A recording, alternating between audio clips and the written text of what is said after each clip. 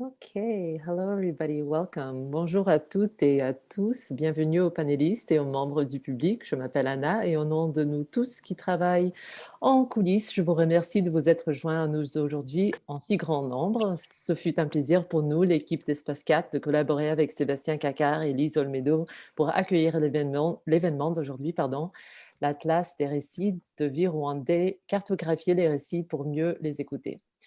Nous aimerons commencer par reconnaître que l'Université Concordia est située en territoire autochtone, lesquels n'a jamais été cédé. Nous reconnaissons que la nation Kanien'kehá:ka comme gardienne des terres et des eaux sur lesquelles nous nous réunissons aujourd'hui. Tiohtià:ke ou Montréal est historiquement connu comme un lieu de rassemblement pour de nombreuses Premières Nations et aujourd'hui une population autochtone diversifiée ainsi que d'autres peuples y résident. C'est dans le respect des liens avec le passé, le présent et l'avenir que nous reconnaissons les relations continues avec les peuples autochtones et autres personnes de la communauté montréalaise. Nous avons organisé cet événement sous forme de réunion plutôt que de webinaire, car l'intention est de vous permettre de vous connecter, de dialoguer, d'interagir de toutes les manières que Zoom permet, ça veut dire vidéo, audio, texte et peut-être d'encourager le sentiment d'être assis ensemble autour d'une table. Cela dit, si vous préférez garder votre vidéo en sourdine, faites-le et nous vous encourageons à garder l'audio en sourdine pendant que quelqu'un d'autre parle tout au long de la session. Merci. Cet événement est en cours d'enregistrement et sera disponible sur notre site web concordia.ca/4, le numéro 4, dans les prochains jours. Et si vous êtes sur Facebook, nous sommes maintenant en vidéo continue, @CU4Space. N'hésitez pas à y publier vos commentaires et questions et nous les relayerons à notre modérateur ici. J'ai maintenant le plaisir de passer le micro à Mathieu. Bienvenue Mathieu. Oui, merci beaucoup. Bonjour à tous. Je vais donc partager mon écran pour vous montrer la présentation. La voici. C'est bon pour tout le monde? Ouais. Très bien. Je vous remercie beaucoup d'être présent en grand nombre pour cette conférence donc ce soir. Je me présente, je suis donc Mathieu Nouchet, je suis géographe, chercheur au CNRS et j'anime donc depuis cet automne un cycle de conférences qu'on organise à Bordeaux en partenariat donc avec le laboratoire Passage, qui est un laboratoire de sciences sociales qui est basé donc à Bordeaux, et le musée d'Aquitaine, qui est dans le centre-ville de Bordeaux et avec qui on a construit donc ce cycle de conférences. Donc en fait, c'est 6 conférences qu'on propose un jeudi par mois autour du thème de l'illusion cartographique. Alors la première séance a eu lieu début octobre avec Irène Hirt, qui est géographe, professeure de géographie à l'Université de Genève. La deuxième conférence devait avoir lieu début novembre et puis on était en pleine période de reconfinement en France. Donc en fait, on a choisi de reporter cette séance qui devrait avoir lieu, si tout va bien, fin avril, avec l'historien Denis Lamaison qui nous parlera de la cartographie dans le contexte de la conquête coloniale. Et puis, donc aujourd'hui a lieu donc cette troisième séance entièrement en distanciel grâce à l'Université de Concordia, que je remercie encore pour la prise en charge de toute la logistique autour de cet événement. Et donc, je suis ravi qu'on puisse organiser cette conférence quelque part entre Bordeaux et Montréal ce soir. Alors, avant de revenir dans le détail sur la présentation des intervenants et puis la conférence et le sujet du jour, je voulais simplement vous expliquer un peu les objectifs de ce cycle de conférences et vous expliquer ce qui nous a poussé à l'organiser en partenariat avec le musée d'Aquitaine. La première raison qui a motivé cette conférence, c'est d'abord qu'on est plusieurs chercheurs en géographie à Bordeaux, autour du laboratoire Passage, mais pas uniquement, à travailler dans le champ de la cartographie critique. Alors, pour faire simple, on peut définir la cartographie critique comme un courant de recherche qui a émergé dans les années 80 et qui vise à proposer une analyse politique de la cartographie. Elle part du constat que la carte est longtemps restée l'apanage du pouvoir, l'expression de dominants véhiculant des représentations partielles, douteuses ou orientées de la réalité. En somme, une illusion de mise en ordre de l'espace qui fabrique parfois l'ordre bien réel de nos sociétés. Donc les chercheurs en sciences sociales ont une impérieuse nécessité de comprendre à la fois la façon dont aujourd'hui on produit des cartes, mais aussi la façon dont on les utilise. Et il y a également un enjeu pour essayer de dépasser les cadres formels de la cartographie, pour essayer de la réinventer en proposant des méthodes et des représentations alternatives moins surplombante et susceptible de nourrir d'autres formes de réflexion sur l'espace que les traditionnelles cartes statistiques, par exemple. La deuxième raison qui nous a poussé à organiser ce cycle de conférences, c'est la sortie cet automne de l'Atlas critique de la Guyane, un ouvrage collectif et pluridisciplinaire. Collectif puisqu'on a plus de 85 auteurs qui ont contribué, et pluridisciplinaire puisqu'on va retrouver des contributeurs qui sont des géographes, des historiens, mais aussi des sociologues, des anthropologues, des archéologues, des linguistes, des ethnobotanistes et j'en passe. Et chacun de ses collègues a proposé un exercice de cartographie critique sur une série de thèmes clés pour le territoire guyanais, autour notamment des frontières, de la biodiversité, de la forêt, de l'orpaillage, des mobilités, de la toponymie, du littoral, etc. Alors cet exercice de cartographie critique, il consistait à la fois à déconstruire les cartes dominantes sur la Guyane, c'est-à-dire toutes les cartes qui font autorité et qui s'imposent dans l'espace public et qui ont aussi tendance à alimenter un certain nombre d'idées reçues sur ce territoire. Et face à ces cartes dominantes, les auteurs ont proposé des cartes alternatives, des représentations différentes, multiples. L'objectif donc de cet atlas, comme l'objectif de ce cycle de conférences, c'est de montrer qu'il n'y a pas une vérité cartographique, mais qu'au contraire, en mobilisant l'outil cartographique, on peut essayer de représenter une pluralité de points de vue sur le territoire. Alors, je vous propose deux petits exemples pour terminer, issus de cet atlas et qui sont en lien direct avec la conférence de ce soir. Le premier exemple, il est issu d'une contribution de Clémence Léobal, qui est sociologue, et qui montre comment, lorsqu'on vit sur le Maroni, donc le Maroni, c'est le fleuve frontalier qui sépare la Guyane française du Suriname, et donc elle montre comment, lorsqu'on vit sur les rives du Maroni, on habite en fait un espace qui n'a rien d'un confin, d'une borne, d'une extrémité ou d'une limite. Dans ses contributions qu'elle a intitulées « Manger des deux pays » ou encore « Je suis du fleuve », qui sont deux expressions qu'elle reprend d'habitants bushinangais, Clémence Léobal propose ce qu'elle appelle des cartes ethnographiques, c'est-à-dire des cartes qu'elle a produites à partir de ses échanges avec deux femmes, donc ici Lily à gauche et Léna à droite, et qui nous permettent d'analyser leurs pratiques spatiales au fil de leur vie, pratiques spatiales qui transcendent les frontières nationales. Ces cartes mettent ainsi en exergue des trajectoires de vie sur un espace frontalier qui est avant tout un espace vécu. Le deuxième exemple est issu d'un travail qui a été réalisé toujours dans le cadre de l'Atlas par Gérard Collomb, qui est historien et anthropologue à l'EHESS, et qui, avec Olivier Pissoat, à partir d'entretiens qu'il a menés auprès d'une famille Kalina, donc les Kalina sont des Amérindiens du littoral guyanais, donc à partir d'entretiens qu'il a pu mener, en travaillant donc avec Olivier Pissoat, qui est cartographe, ils ont cherché à représenter les trajectoires spatiales et temporelles sur deux générations d'une même famille Kalina. Alors la carte que vous avez sous les yeux, qui est relativement complexe en première impression, mais qui, couplée au texte, permet d'avoir une analyse fine de ces mobilités. Cette carte utilise les principes de la time geography, et notamment les travaux d'Agerstrom, qui dès les années 70 a proposé ce qu'il a appelé un aquarium spatio-temporel qui permet de montrer la dynamique des pratiques de mobilité dans le temps et qui permet de mettre en évidence des mobilités qui aujourd'hui en Guyane sont bien souvent oubliées par les aménageurs qui ont tendance à figer ces populations dans des périmètres arrêtés. Voilà, donc on le voit à travers ces deux exemples et beaucoup d'autres dans l'Atlas.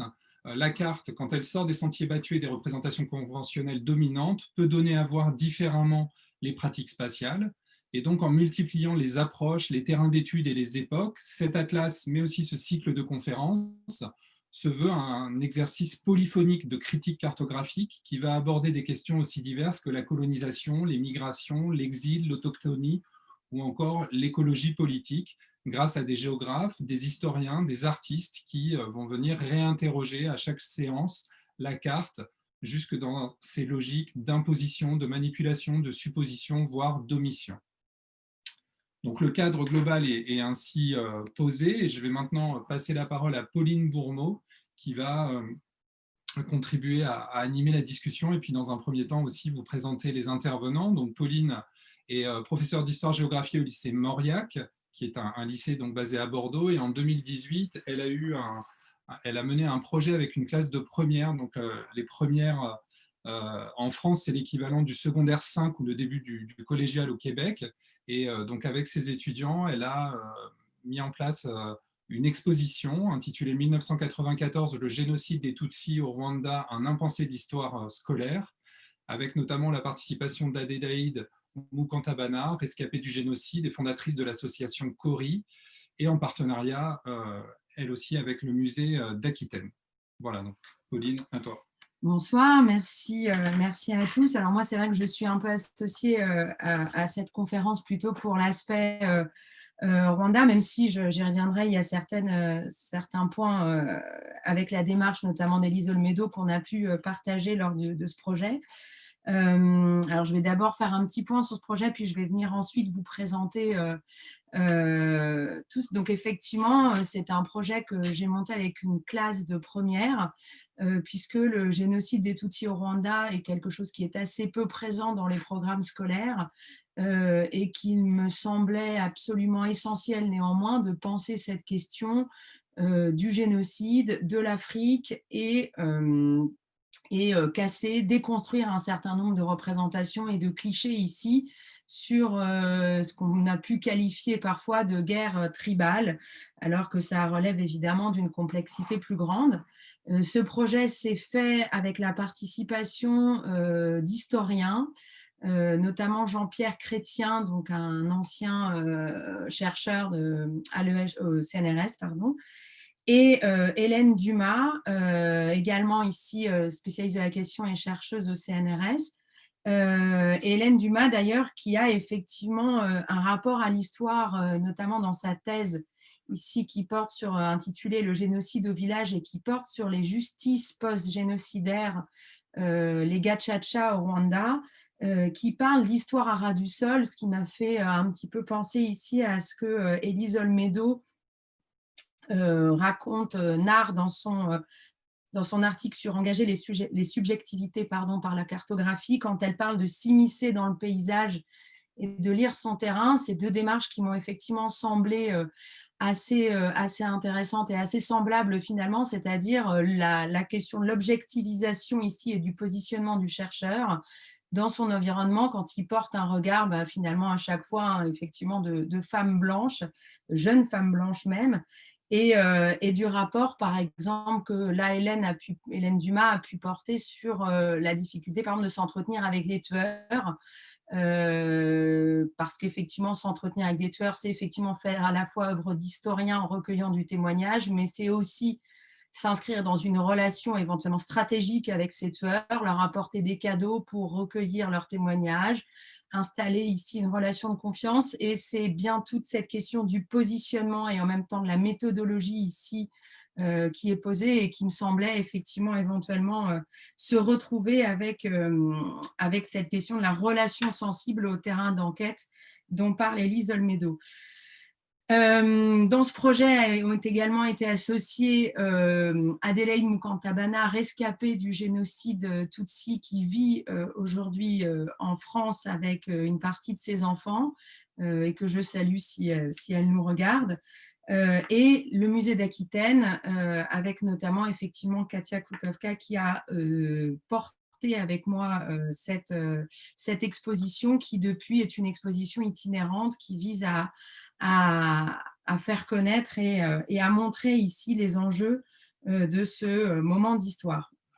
Maintenant, pour ce qui relève des intervenants de ce soir, donc Élise Olmedo, dont j'ai déjà parlé, qui a mené un doctorat en géographie à Paris 1, ici sur les femmes au Maroc et qui effectue aujourd'hui un post-doctorat à l'Université Concordia de Montréal au sein du Geomedia Lab.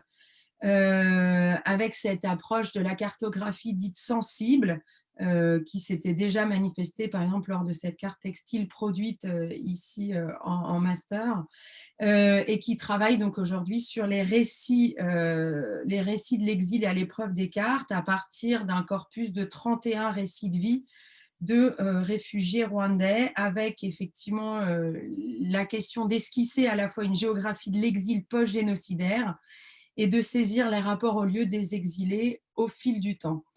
Avec nous également donc Sébastien Cacard, professeur agrégé au département de géographie de Concordia et directeur du Centre d'histoire orale et de récits numérisés, directeur également donc du Geomedia Lab Donc des recherches ici qui explorent les relations complexes entre les lieux et les récits à travers toujours cet objet cartographique, et notamment la cartographie des récits qui sont issus d'œuvres de fiction, mais aussi de récits de vie, et notamment des peuples autochtones et des réfugiés. Enfin, Jean-Paul Nilinkwaya, directeur de l'association Page Rwanda à Montréal, donc une association de parents et amis des victimes du génocide commis contre les Tutsis au Rwanda en 1994, qui travaille sur la mise en place d'un centre de recherche sur le génocide à Montréal et qui s'intéresse là aussi à la collecte de l'histoire orale des survivants du génocide. Donc, dans tous les cas, un point commun, celle effectivement de ces récits, récits de vie, dont ensuite, effectivement, qu'on peut utiliser ensuite à plusieurs fins, notamment donc cartographiques. Voilà, je vous remercie et je vous laisse la parole. Merci beaucoup. Alors, bonjour tout le monde. Je suis content de me joindre à vous à partir de Montréal pour présenter un peu l'association des parents et amis des victimes du génocide qui a été commis contre les Tutsis au Rwanda en 1994. Dès le départ, quand l'association a été fondée, nous savions que le témoignage des survivants allait être quelque chose de très important pour plusieurs raisons. Nous savions par exemple que nous allons devoir convaincre le monde entier et demander justice. Nous savions que nous allons devoir nous battre contre les négationnistes. Nous savions que nous devons participer à la préservation de notre histoire. Et tout ça pour nous assurer que nous, on ne puisse ne pas oublier les nôtres et de ne pas laisser le monde oublier, bien sûr. Alors, c'est pour cette raison que nous n'avons pas hésité quand nous avons reçu une proposition de participer à un projet de recherche d'histoire orale et de récits numérisés à l'Université Concordia, projet initié par le directeur du Centre d'histoire orale justement et des récits numérisés, le SHORN, à cette époque, le docteur Stephen High.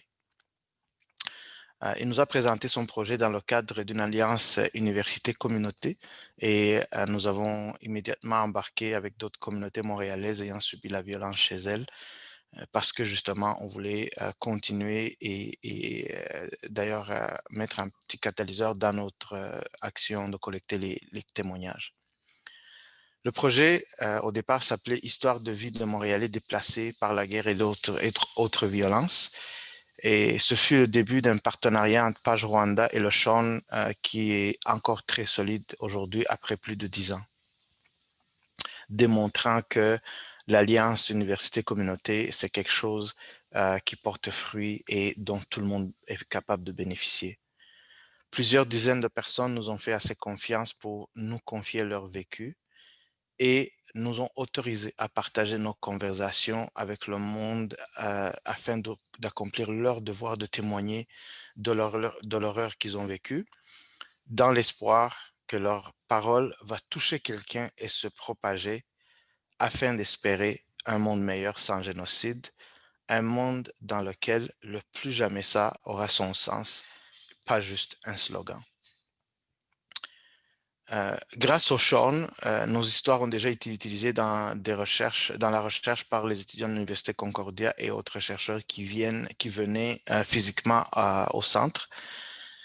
Mais grâce au réseau élargi du SHORN aussi, des milliers d'autres personnes ont connu le génocide qui a été commis contre les Tutsis au Rwanda et beaucoup ont écouté nos témoignages. Après le premier projet de collecte et de préservation des témoignages, nous avons commencé un deuxième projet appelé Archives vivantes, toujours sous la direction du professeur Stephen High et toujours au sein du SHORN. Nous nous sommes associés notamment avec le professeur Kakar à travers son centre de géographie et de cartographie et d'autres chercheurs. Et c'est ça qui nous amène aujourd'hui à travailler avec Élise notamment. Ce deuxième projet Archives vivantes a pour but de rendre les archives que nous avons collectées en premier lieu plus accessibles encore, car avant il fallait être présent au SHORN et emprunter un DVD et l'écouter dans le laboratoire. Aujourd'hui, Nous avons déjà 31 témoignages qui sont sur le site du projet et plusieurs technologies ont été ajoutées pour alimenter la partie vidéo que nous avions faite avant et pour faciliter la recherche, dont les 2 facettes que mes amis Sébastien et Lise vont nous parler cet après-midi, ce soir. Comme ça a été dit, je fais partie de Page Rwanda depuis le début, donc ça fait plus de 26 ans. Et à travers les années, j'ai beaucoup travaillé, entre autres, sur les projets de justice quand nous avions beaucoup de génocidaires qui nous ont suivis ici au Canada. Et j'ai participé à la collecte de plusieurs témoignages au Canada, en Europe et au Rwanda à l'intention de cette quête de justice. Et je me suis rendu compte de la fragilité de la mémoire. Comme le dit le dicton populaire, la mémoire est une faculté qui oublie.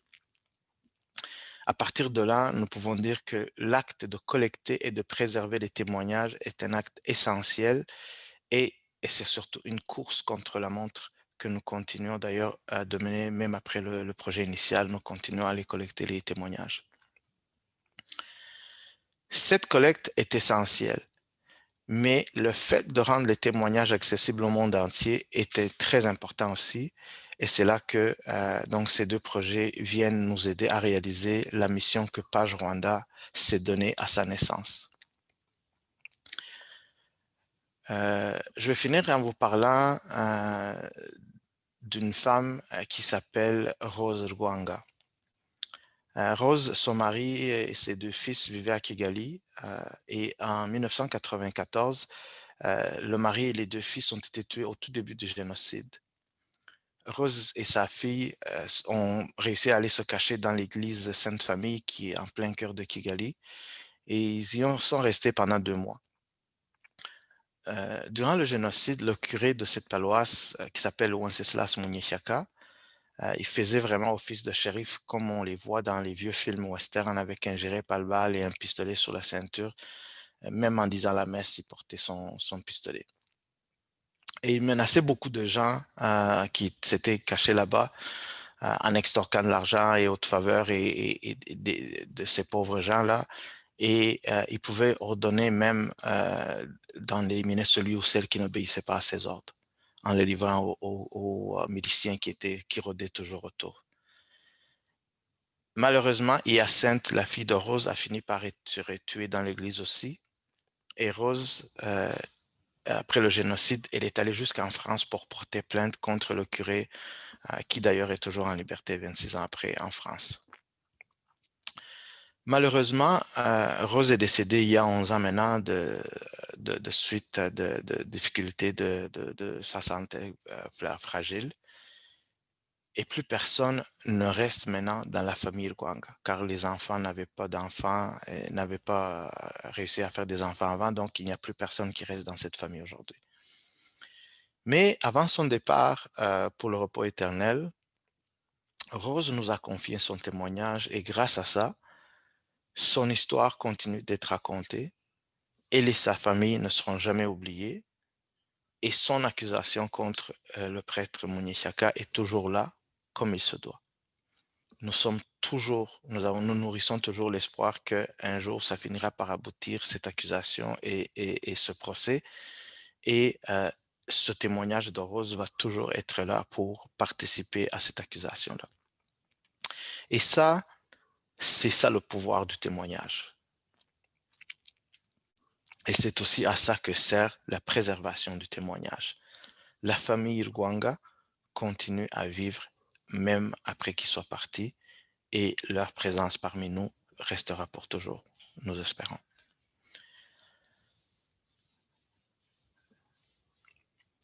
Notre projet, c'est quoi? C'est quoi l'objectif de ces 2 projets auxquels nous avons participé? Mais nous, ce qu'on veut Page Rwanda à travers ça, c'est que les bébés qui naissent aujourd'hui puissent entendre le témoignage de Rose quand ils vont grandir. Et c'est pour ça que Page Rwanda sera toujours reconnaissant à tous les collaborateurs qui nous ont épaulés dans ce processus et surtout les membres du Sean. Nous en serons vraiment reconnaissants indéfiniment. Simone Weil a dit qu'un témoignage ne devrait pas être gardé dans les archives. Il faut le partager et l'enseigner afin qu'ils servent à plus qu'à être juste préserver la mémoire. Il faut que ça serve à plus que ça. Et c'est ce que nous faisons d'ailleurs aujourd'hui dans le cadre de cette conférence. C'est pour cela que je vous remercie tous de prendre votre temps pour écouter, pour voir et en espérant que vous allez tous être des porte-voix pour ces histoires que vous allez entendre et que le débat puisse continuer pour nourrir encore une fois l'espoir que plus jamais ça ne restera pas juste un slogan. De la part de Page Rwanda et de tous les amis ici à Montréal, je vous remercie beaucoup pour votre présence aujourd'hui. Merci Jean-Paul. Merci pour cette présentation de Page Rwanda et du projet. Donc, je suis le prochain intervenant. Mon nom est Sébastien Cacard et je vais partager mon écran. Je tiens, avant de commencer, aussi à signaler que Lisa Ndjourou viendra pour conclure cette session après la présentation que je vais faire et celle que Elisa Olmedo va faire après moi. Donc, Lisa Strael vient de terminer son doctorat. Elle était très impliquée dans le projet d'histoire de vie. On la voit un peu partout sur ces photos, ici d'ailleurs, et elle viendra conclure la session. Donc, ce que je vais vous présenter, c'est l'Atlas. Bienvenue dans l'Atlas des récits de vie rwandais.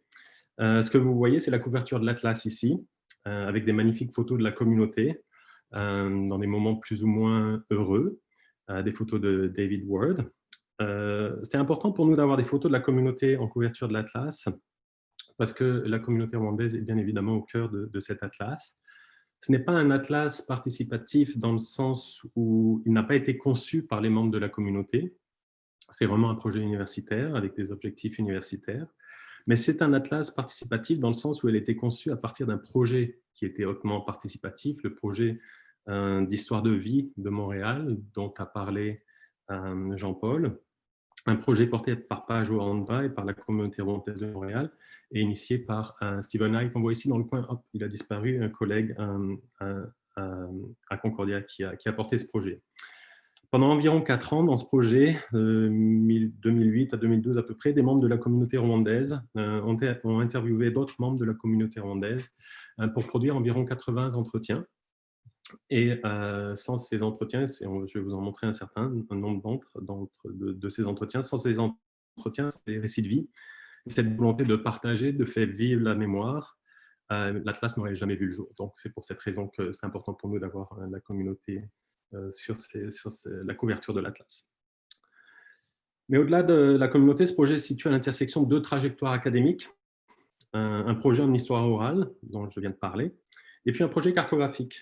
La cartographie des récits que je mène depuis une dizaine d'années et qui cherche à répondre à une question relativement simple ou qui peut paraître simple. Comment cartographier les récits? On peut commencer par se dire pourquoi cartographier les récits. En fait, les récits nous permettent d'avoir un accès privilégié à la manière dont les gens perçoivent et connaissent les lieux. Et les cartes permettent aussi de transmettre ces perceptions et ces connaissances. Cartographier les récits, c'est reconnaître l'importance des expériences personnelles et collectives dans la manière d'appréhender l'espace. C'est reconnaître l'importance du vécu dans le façonnement des lieux et des liens que nous entretenons avec ces lieux. C'est donc un moyen d'entrer dans une géographie du vécu. C'est en même temps une question un peu complexe. En fait, dans cette géographie du vécu, les lieux sont rarement présentés de manière cartographiable. On définit précisément.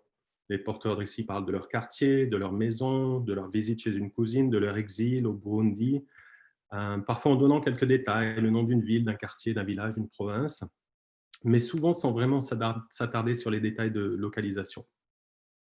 Cartographier les récits, c'est donc interpréter ces fragments partagés de lieux pour les transformer en lieux cartographiables, lieux qui peuvent apparaître sur une carte. C'est donc produire une interprétation cartographique. Et cette interprétation, comme toute interprétation, implique des choix. Quels sont les lieux que l'on juge intéressants à mettre en carte? Et par extension, quels sont ceux que l'on considère qui ne valent pas la peine? Et c'est ça la base de la cartographie. Choisir ce que l'on montre et par extension, ce que l'on cache. Et c'est ici que se situe la principale illusion cartographique, pour revenir avec la thématique présentée par Mathieu au début. L'illusion, c'est cacher tellement bien toute une série d'informations, d'objets, de choix, de lieux, qu'à la fin, on ne se rend même plus compte de tout ce qui a été caché. Et on pense que ce qu'on nous montre sur la carte, c'est la réalité. Les meilleures cartes, ce sont celles qui maîtrisent parfaitement cette illusion, ce tour de magie. Google Maps comme le paroxysme de l'illusion cartographique. En fait, plutôt qu'une illusion, on peut peut-être parler d'un pouvoir hypnotique. On sent bien que les cartes nous présentent une réalité déformée ou sélective. Mais elles nous la présentent tellement bien qu'on n'a qu'une envie, c'est de suivre ces cartes, de les laisser nous guider, de les laisser nous transporter. Nos paupières sont lourdes. Mais en fait, moi, je suis un peu le casseur d'ambiance. Je suis celui qui essaie de réveiller l'hypnotisé cartographique qui sommeille en chacun de nous. Ou plutôt celui qui essaie de développer une méthode d'hypnotisation cartographique qui permette en tout temps à hypnotiser de prendre conscience de son état hypnotique. Je ne suis pas sûr que vous me suivez là, mais je vais essayer de remettre ça d'une autre manière. En fait, ce qui m'intéresse, c'est cartographier les récits tout en révélant que les cartes produites demeurent des illusions, des interprétations. Ce n'est pas juste un exercice intellectuel, en fait, c'est une nécessité. C'est une nécessité de tenter de révéler l'illusion cartographique quand on cartographie des récits aussi sensibles, aussi intenses, aussi émouvants, marquants que des récits de vie d'exilés rwandais. C'est une nécessité lorsqu'on est un chercheur blanc occidental comme moi, qui est amené à décider de ce qui doit être montré ou caché dans ces cartes de récits de vie. Et donc, pour révéler cette illusion, le parti pris que j'ai choisi, c'est la transparence cartographique. Rendre le plus transparent possible le rapport entre le récit et la carte. Et c'est ce que nous tentons de faire dans cet atlas des récits de vie rwandais. Et c'est là que je vais vous amener maintenant. Donc ici, nous sommes dans l'atlas et on va rentrer tranquillement dans l'atlas par les cartes. Ça prend toujours un peu de temps pour se mettre en place. Dans cet atlas, nous avons 21 récits qui ont été cartographiés. Et donc, l'atlas est structuré autour de 3 éléments complémentaires qui sont, quand ils vont arriver, la carte que vous voyez ici sur la gauche, la vidéo que vous apercevez ici, et puis on va commencer peut-être par la vidéo de Jacques Ruyongira. Et le texte, la transcription de la vidéo qui apparaît en dessous. Et donc les transcriptions, les vidéos font partie du projet Histoire de vie de Montréal qui ont été collectées il y a une dizaine d'années, comme je vous l'ai expliqué. Et les transcriptions ont été faites par des jeunes de la communauté, encore une fois avec le désir de transmettre la mémoire entre les personnes qui racontent leur vie et celles qui la transcrivent. Donc je vais laisser partir cette vidéo pour vous commencer à comprendre comment fonctionne l'atlas. Et si vous n'entendez pas le son, merci de me le dire, comme ça on essaiera de voir. Je m'appelle Jacques Ruyongira, je suis rwandais d'origine, actuellement canadien. Ça fait déjà 14 ans, non 15, bientôt, en tout cas. Alors, je suis arrivé d'enfant en juin 1994 à Montréal. Un processus assez spécial. D'abord réfugié accepté, puis résident permanent, puis après citoyen. Des fois, je me demande, est-ce que bientôt je vais être autochtone? Est-ce que tu peux me parler de ta famille, maman, papa, combien de frères et sœurs, combien? Une famille relativement nombreuse, disons. 4 frères, 2 sœurs. Je suis l'aîné. Puis je suis chanceux quand même parce que je vis à Montréal avec la majorité de ma famille, à commencer par mes parents, ma mère, mon père, mes 3 frères, une sœur, l'autre est en Alberta, c'est pas si loin, et un autre au Rwanda. Ouais. Donc voilà, les lieux apparaissent en fait au fur et à mesure que le récit se déroule. On voit des couleurs qui apparaissent dans le texte et qui correspondent aux points sur la carte. En fait, il y a un quatrième élément qui permet à ces trois éléments, à la vidéo, au texte, à la carte d'être reliés, sont les annotations. Donc, si je clique ici, je peux aller voir les annotations. Il y a deux types d'annotations qui sont ajoutées ici. Les thèmes, ici c'est la famille, donc qui correspond à la couleur bleue, c'est ce qu'on voit apparaître ici. Et puis les lieux, donc ici le Rwanda et l'Alberta qui apparaissent. Et donc je peux supprimer ou rajouter des lieux comme je veux, donc qui permettent de représenter ces informations sur la carte. Et donc toutes ces annotations, elles ont été faites de manière manuelle. On a exploré les possibilités de les automatiser, mais elles ont été faites de manière manuelle. Et donc, la personne qui code écoute le récit, choisit un certain nombre de lieux qui semblent intéressants à cartographier. Donc, si on avance un peu dans le récit, on voit que ces lieux vont s'accumuler, en fait. Plus on avance dans le récit, et plus on a une accumulation de lieux. Et donc, ici, on arrive vers la fin du récit. On peut donc voir de manière un peu plus près quels sont les lieux importants, mentionnés, décrits, et de quelle manière ils sont décrits. Une thématique qui est importante, c'est notamment la thématique de la résistance. Et on peut à chaque fois retourner sur un lieu. Donc ici, on a un moment où Jacques parle de résistance. Moi, j'ai vu ma tante l'année passée quand j'étais au Rwanda. Oui, elle a fait beaucoup avec les enfants qui restaient pour survivre. Mais en dernier ressort, il y a un retour quand même qui les a aidés à trouver le chemin pour aller jusqu'au Burundi. Sans ça, peut-être ils seraient plus vivants. Donc, je peux pas les mettre tous dans le même paquet. Mais pour faire ce job-là, il y avait une grosse majorité impliquée dedans. Et donc, on peut aussi écouter, bien sûr, plus loin. On peut aussi sélectionner des thématiques. Par exemple, l'exil, c'est une thématique bien évidemment assez importante. Ici, Jacques Ruyranguera parle de l'exil forcé de son grand-père. Il était agronome, puis là, ils ont fui Ruhengeri. Bon, ils n'ont pas fui, ils les ont forcés, ils ont vidé, dans le fond, si vous avez certainement des documents là-dessus sur l'histoire du Rwanda.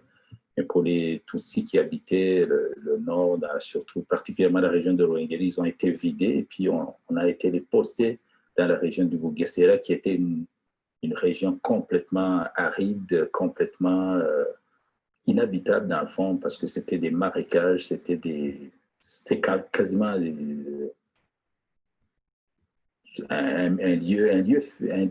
au-delà de la fertilité, parce que c'est une région quand même particulièrement sèche, et puis les marécages, ce n'est pas les meilleures places non plus pour faire de la culture. Mais particulièrement, c'était vraiment un lieu sauvage. Donc, on a été les postés là parce que certains ont été poussés à l'exil, mais eux, on les a amenés là. Mais c'était quasiment des camps de réfugiés à l'intérieur du Rwanda. Donc, Rwandais réfugiés au Rwanda aussi. Donc, voilà pour cette période des années 60, bien évidemment, qui était une période qui était assez dramatique aussi, début des années 60 au Rwanda.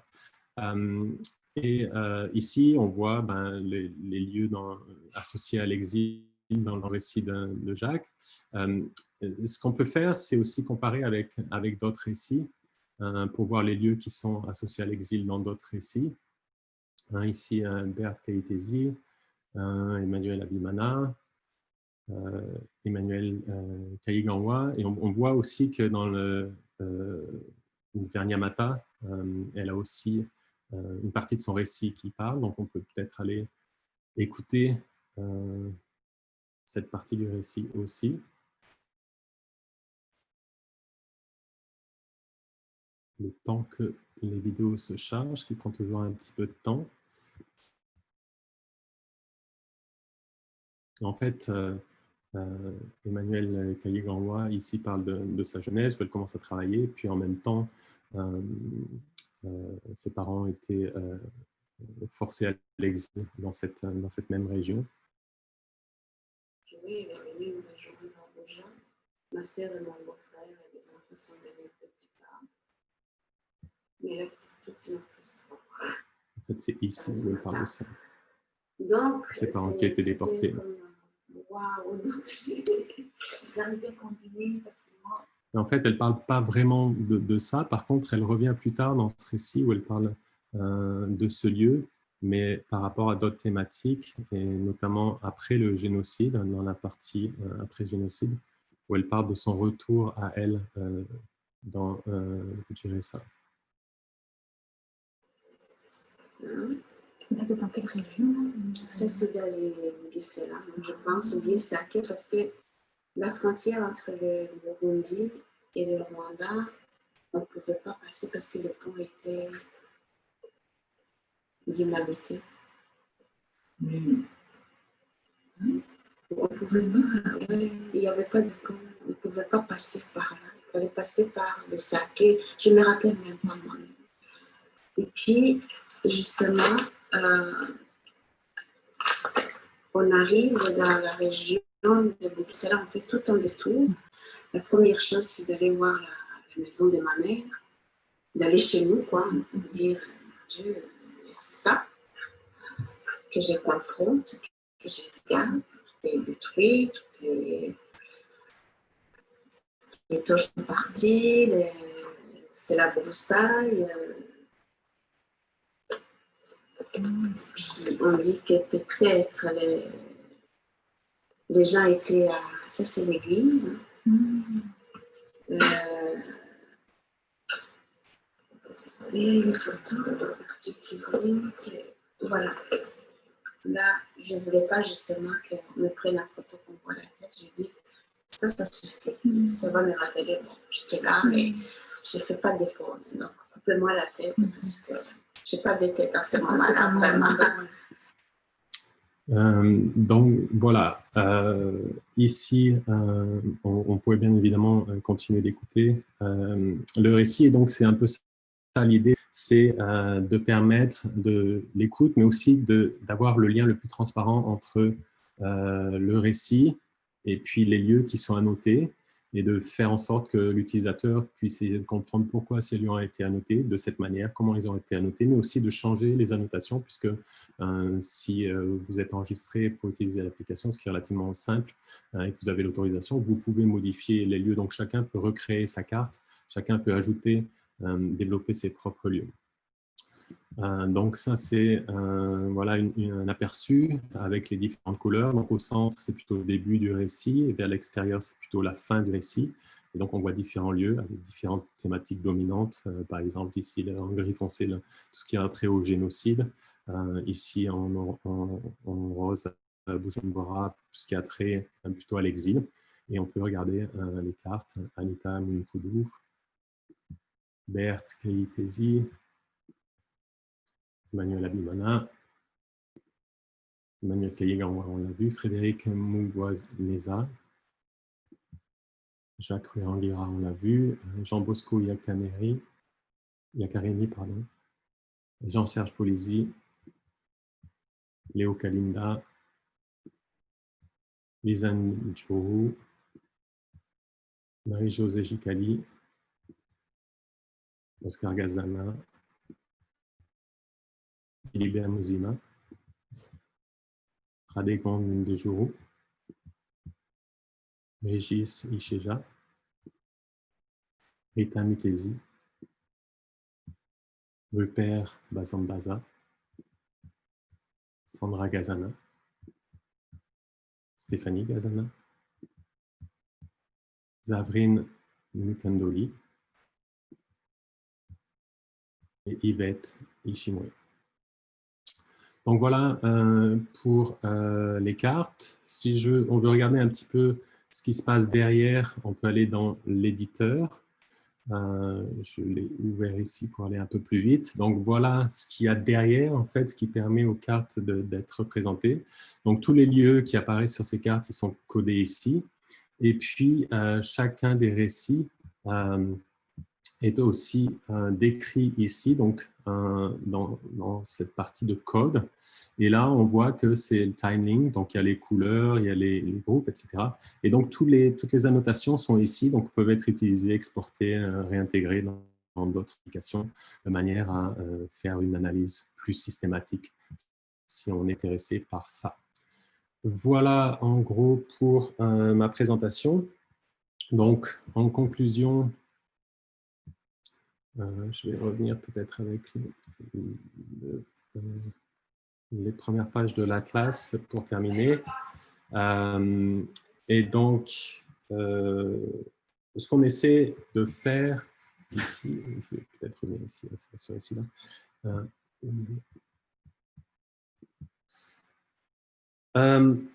C'est d'offrir un accès à partir de cette application à ces récits en permettant à l'utilisateur d'entrer par le lieu, mais aussi de chercher comment ces récits entrent en résonance entre eux, comment on peut les faire se relier et comment on garde le lien toujours présent entre la carte et le récit, c'est-à-dire ne pas se contenter de transformer le récit en données et de représenter ces données, mais toujours garder un accès au récit.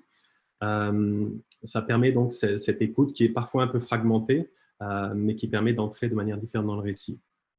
On est en train de développer cet outil de nouvelles fonctionnalités, notamment la capacité de choisir une thématique, par exemple l'exil, et puis de voir tous les récits sur la même carte. Là, pour l'instant, on est obligé de naviguer entre les cartes, mais l'idée, c'est de pouvoir voir tous les récits sur la même carte, et donc de pouvoir écouter comment les gens parlent du même lieu de manière plus intuitive et plus rapide, peut-être.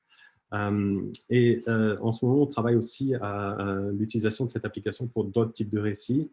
Un récit d'une anesthésiste roumaine qui parle notamment des exactions perpétrées sous le régime de Ceausescu, avec un collaborateur, un chercheur à Trent Sanders à Baylor University. Récit d'exilés colombiens dans le cadre de la commission Vérité et Réconciliation colombienne, avec mon collègue Luis Sotelo.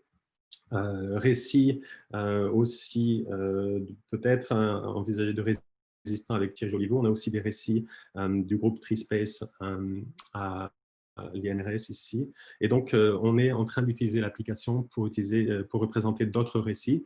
Et on est aussi preneur. Si vous avez des récits et que vous êtes intéressé à l'utiliser, on peut vous soutenir, on peut vous aider. On cherche des projets intéressants dans lesquels cette application peut être utilisée. Et on ne demande pas d'argent pour ça. Pour terminer, je veux remercier bien évidemment le ForSpace pour leur accueil et aussi Mathieu pour son invitation et Pauline, mais aussi tous les gens qui ont contribué à cet atlas, et il y en a beaucoup. Ils sont tous là. Je vais juste mettre en évidence certains d'entre eux. Donc, Stephen Hay pour la mise en place du projet d'Histoire de vie. Parmi les étudiants qui ont travaillé de longue date, il y a Emo Echo qui a fait beaucoup de travail sur la mise en place de l'application. Toute l'équipe de Carleton University qui développe le côté informatique du logiciel qui est derrière tout ça, qui s'appelle Nunalit, et notamment MSpace. Et puis Sabine Bergler et son équipe ici qui ont aidé à essayer d'améliorer notre moyen d'identifier les lieux et les caractéristiques de manière plus automatisée dans les récits, ce sur quoi nous travaillons aussi.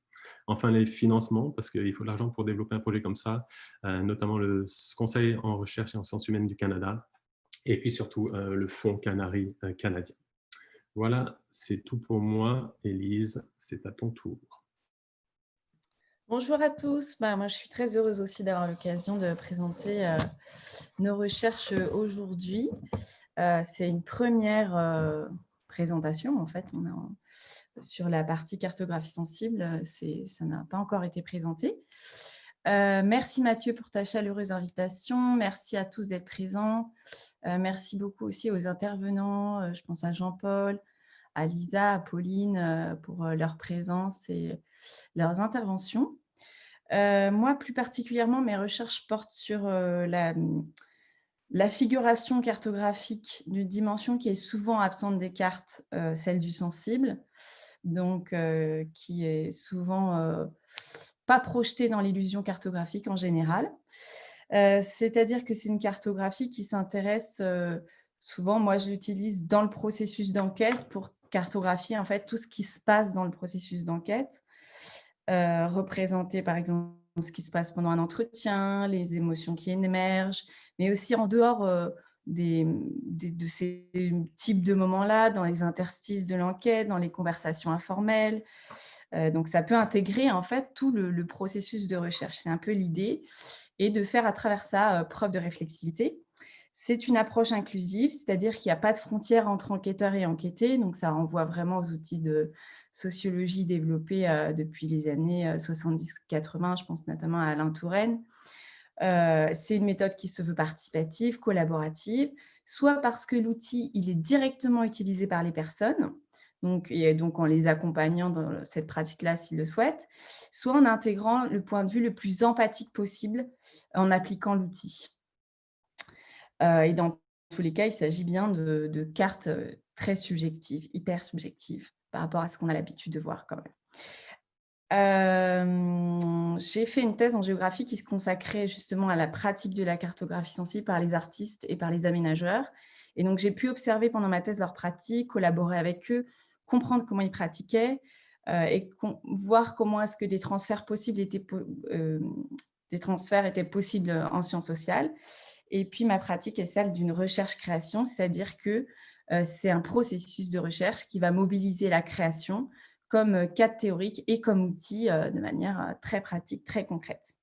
Donc, dans les atlas de vie rwandais, quel était l'intérêt de la cartographie sensible ?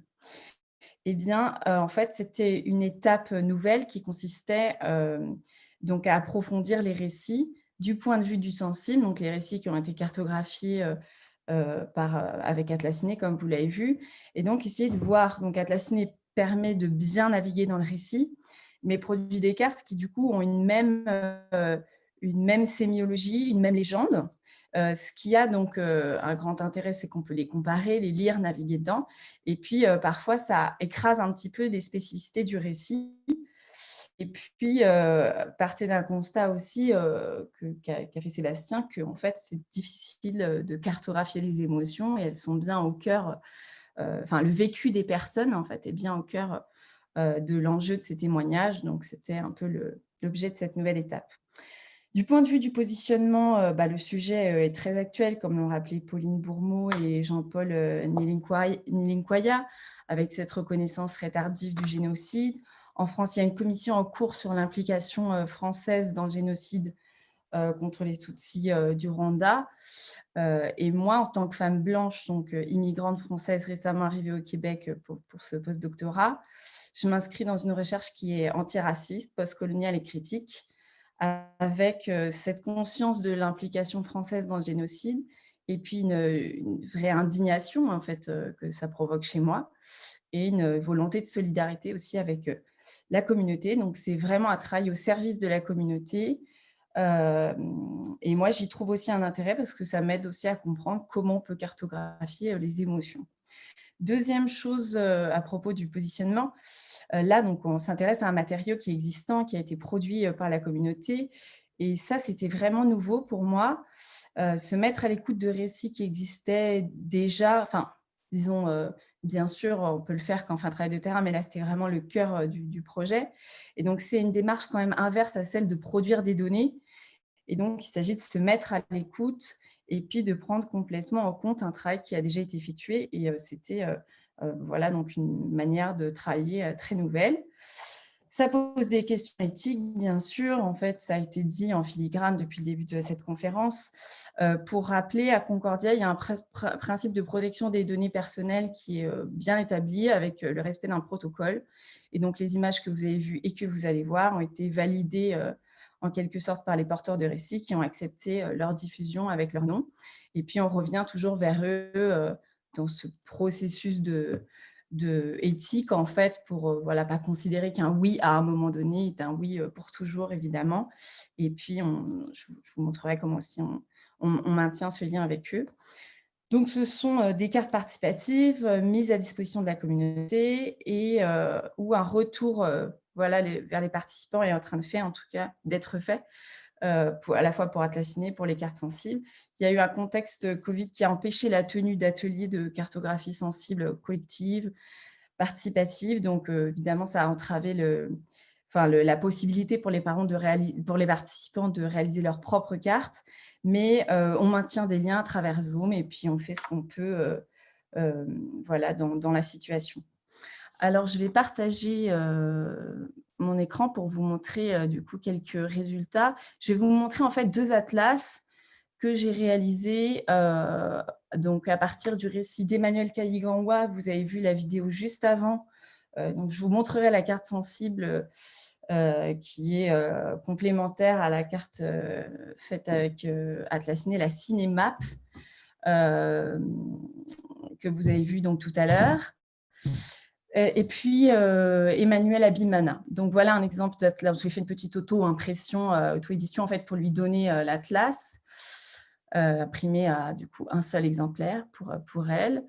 Et donc c'est une cartographie qui s'intéresse. L'idée c'était de représenter des moments importants du récit pour approfondir en fait certains moments.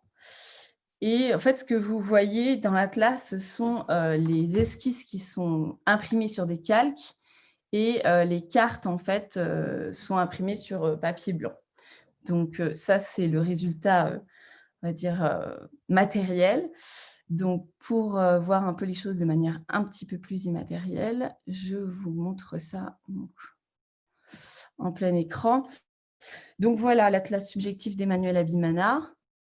Donc ça ressemble à ça, des esquisses et des cartes qui sont toujours un point de départ.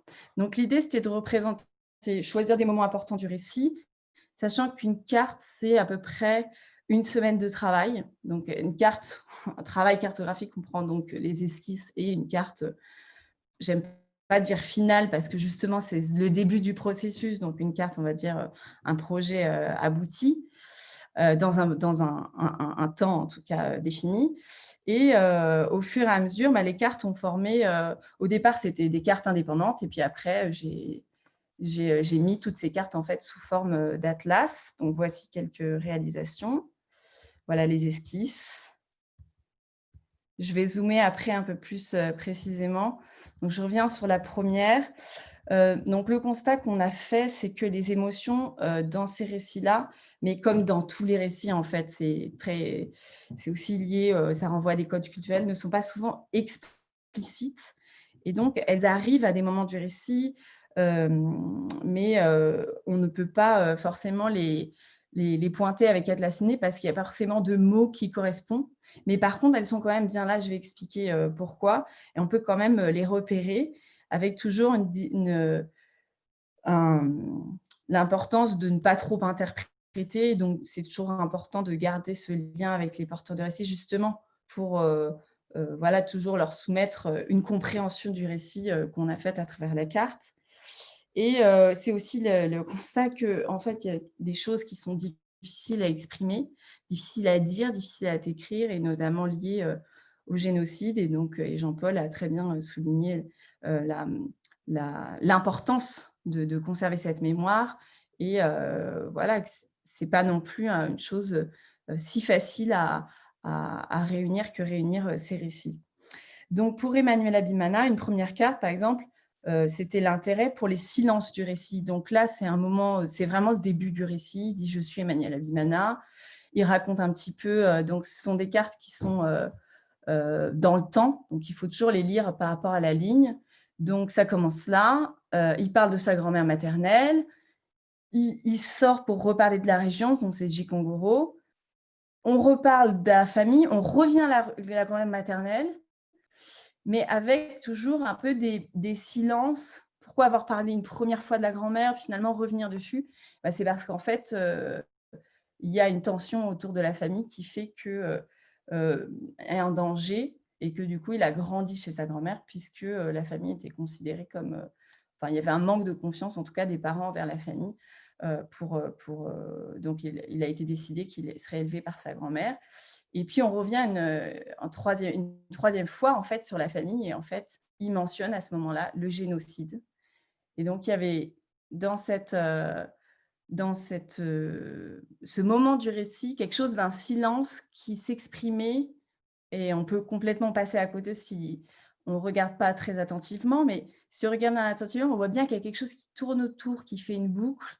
et qui est en fait significatif parce que c'est le temps qu'il a fallu, c'est le processus qu'il a fallu à Emmanuel pour aborder la question de la famille paternelle et en fait du génocide. En tout cas, il l'évoque dès le début de son récit parce qu'il a été notamment très choqué parce que donc là, il reparle de sa famille, justement du décès de sa mère et de son père quand il était au Québec. Et puis, il a été très choqué. Il revient justement sur les génocides et notamment sur les massacres qui ont eu lieu contre les Tutsis, dont il a été témoin dans les années 1960 avec des gens qu'on jetait dans la rivière Ukarara, le massacre dans l'église de Tchenika en 1994. Et donc, c'est pareil, on a des boucles où les choses sont évoquées au fur et à mesure. Et on comprend bien que ces choses sont difficiles à exprimer. Et c'est important, on sent aussi que c'est important pour les porteurs de récits de les dire, mais prendre en compte ce processus, ça permet de prendre en compte aussi la manière dont elles sont dites. Donc, on a ici des spatialisations. Je vous montre un dernier exemple. Spatialisation du récit. Et cette lecture, elle apporte une compréhension approfondie, qualitative du récit, complémentaire d'Atlassiné. Elle permet en fait aussi d'activer des liens narratifs à l'intérieur du récit en connectant un même lieu qui va être mentionné à différents endroits du récit. Et ici, on a le retour Rwanda qui, donc ça s'écoule sur vraiment, je crois que ça fait à peu près une demi-heure. Et on a vraiment plusieurs voyages qui sont nécessaires pour Emmanuel pour retourner justement à Djikongoro, là où il a été élevé et où il y a un mémorial autour du génocide. Donc, vraiment, cet attachement à décrire le processus de l'entretien et pas seulement l'information en tant que telle, en fait, qui nous dit peu de la manière dont les gens ont vécu les choses. Deuxième atlas dont je voulais vous parler, celui d'Emmanuel Kayiganwa. Voilà. Je vais essayer de zoomer un petit peu plus dedans. Donc, voilà une première carte. Voilà. Donc là, elle raconte, et sa légende, elle raconte, Emmanuel, son exil, en fait, une première partie de son exil, bien avant le Québec, puisqu'elle a 11 ans. Et il y a une montée des discriminations contre les Tutsis, et elle est menacée puisqu'il y a déjà des meurtres à cette époque-là. Et donc, elle est forcée, en fait, sa mobilité est d'abord entravée. La carte montre ça. Et puis, elle passe par plusieurs villes et elle finit par fuir seule à 11 ans, donc au Congo, au Burundi, et puis après, elle revient au Congo, à Bukavu. Donc, un deuxième exemple de carte sur lequel je vais m'attarder, c'est justement la cartographie du récit de l'extrait que vous avez vu tout à l'heure.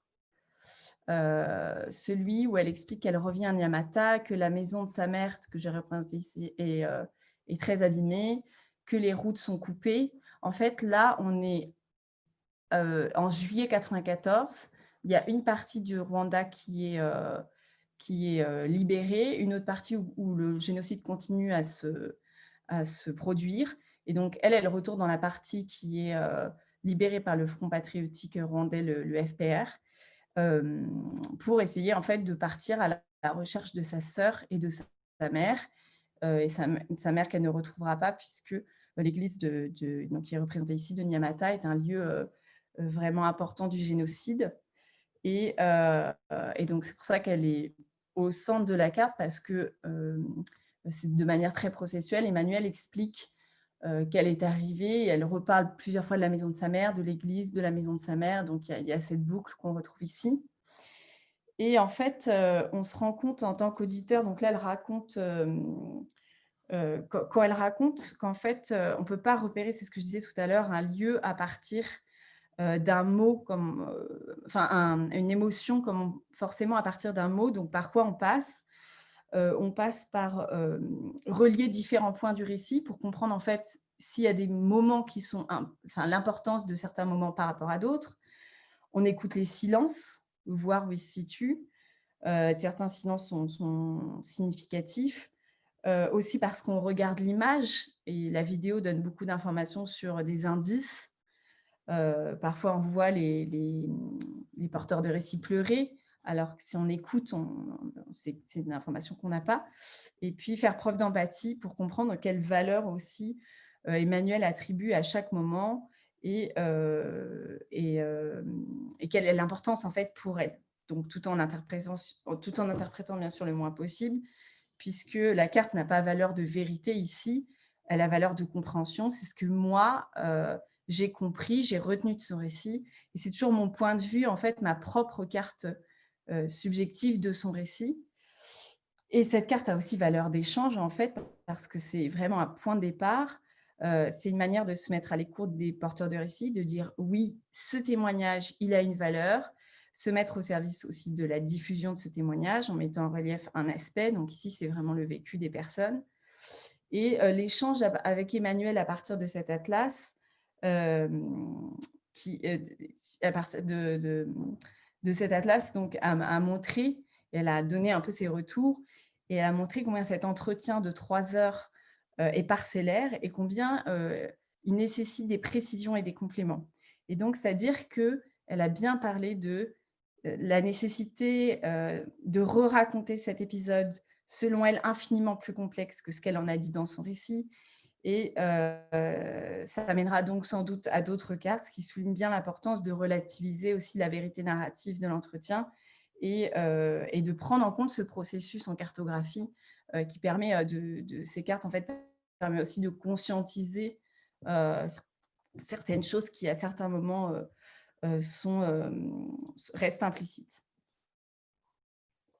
Alors, pour mettre en exergue juste 2 petites choses sur la manière de cartographier, pour être peut-être un peu plus précise là-dessus.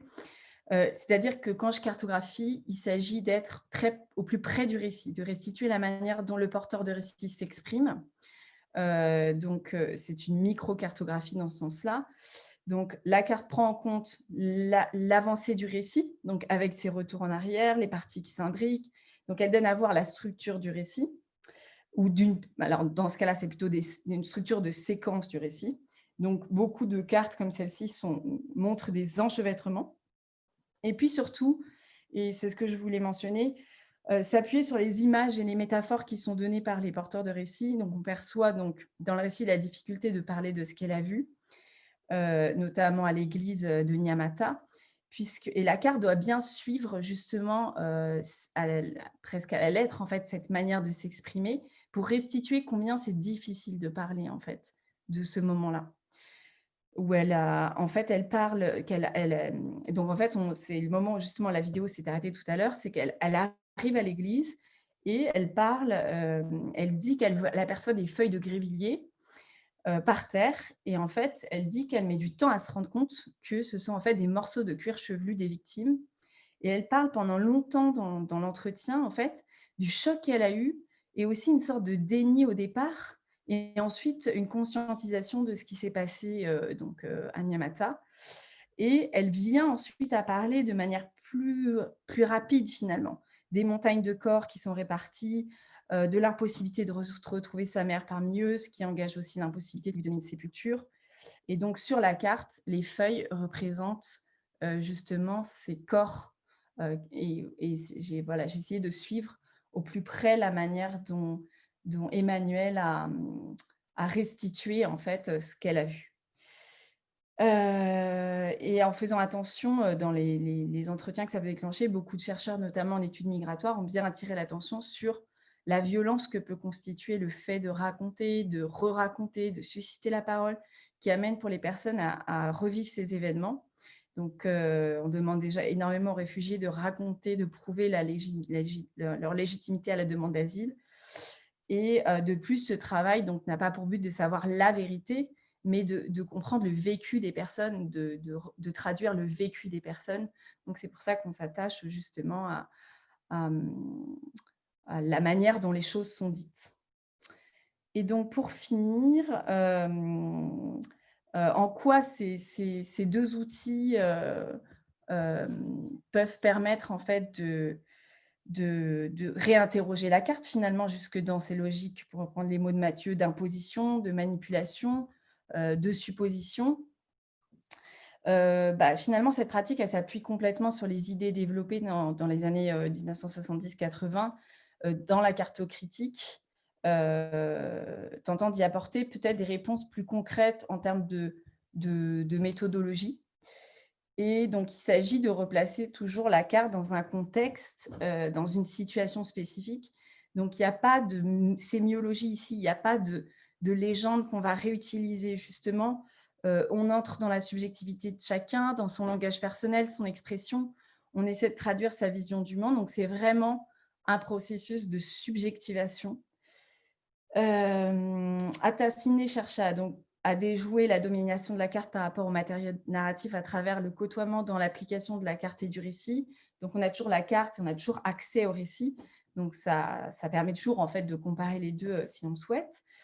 Mais dans les deux cas, la carte, ça reste bien une sélection d'informations avec l'idée de développer justement différents types de cartes au sein de l'application dans une logique un peu de combinatoire pour répondre aux défauts justement de l'illusion cartographique et montrer que voilà, on pourrait refaire ces cartes et toujours refaire des cartes différentes de ces récits.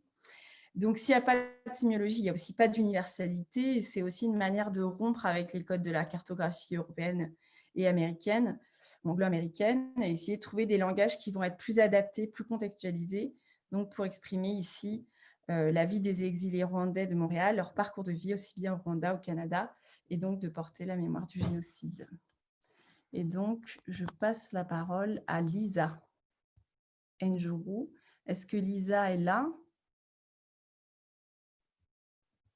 Oui, Lisa est par là. Donc, Lisa, qui a participé à ce projet Histoire de vie au Centre d'histoire orale de l'Université Concordia, et donc Allô. a vu l'ensemble du processus. Voilà, Lisa, je te laisse la parole. Merci beaucoup. J'arrivais pas à enlever le mute, pardon. Merci beaucoup, Élise et Sébastien.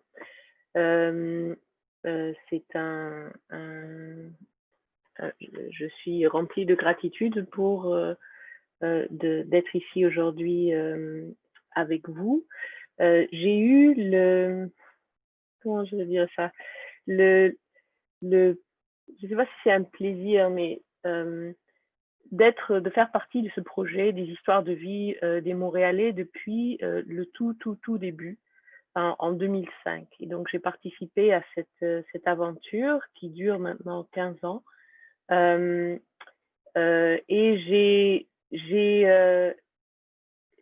je suis très émue des cartes que je vois d'Élise.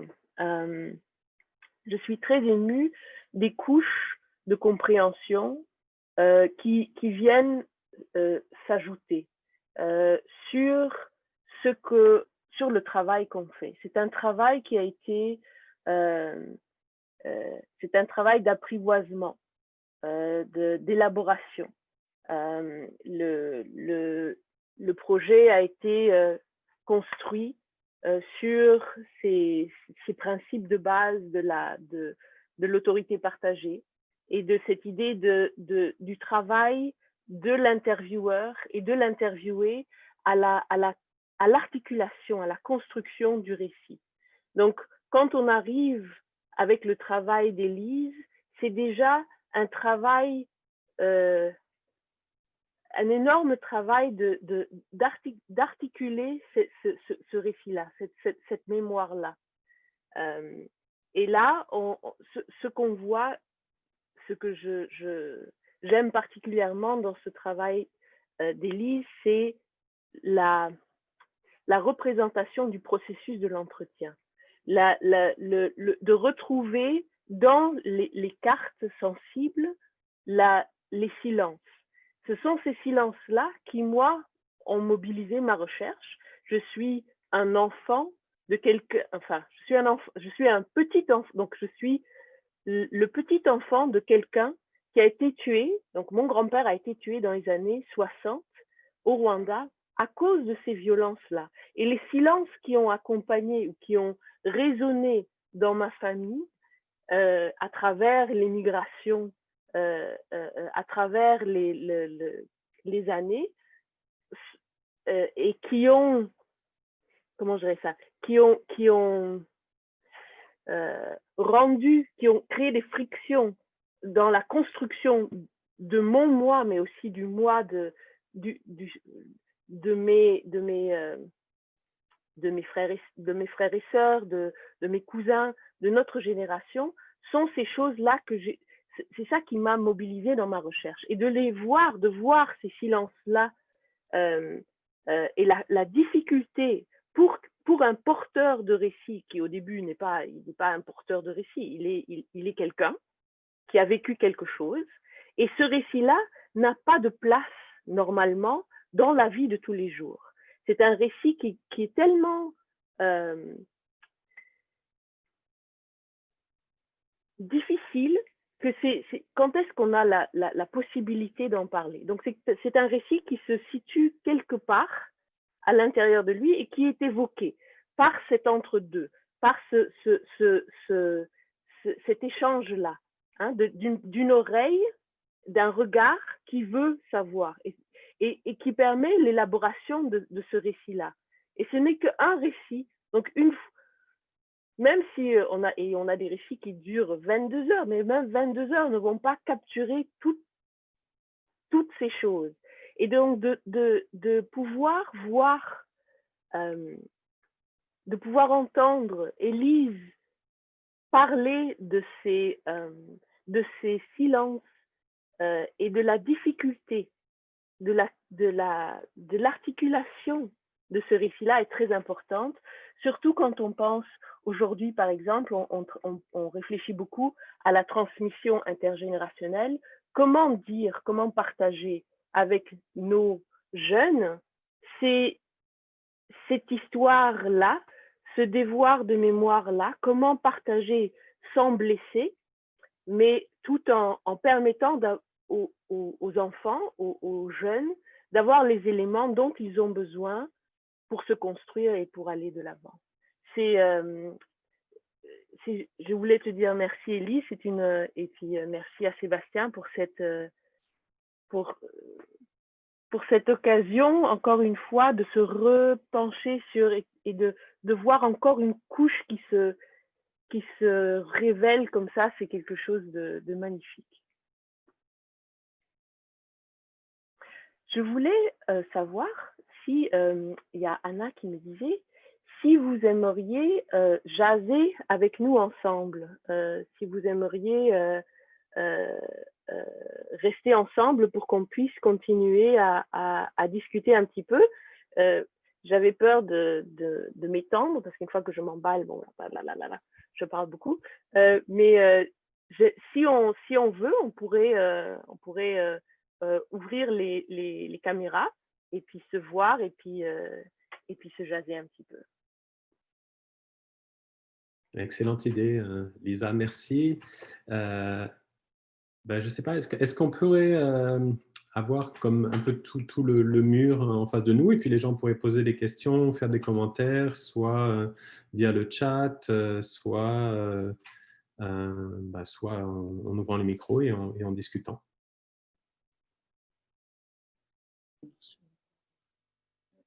Avec Racine, tu sais.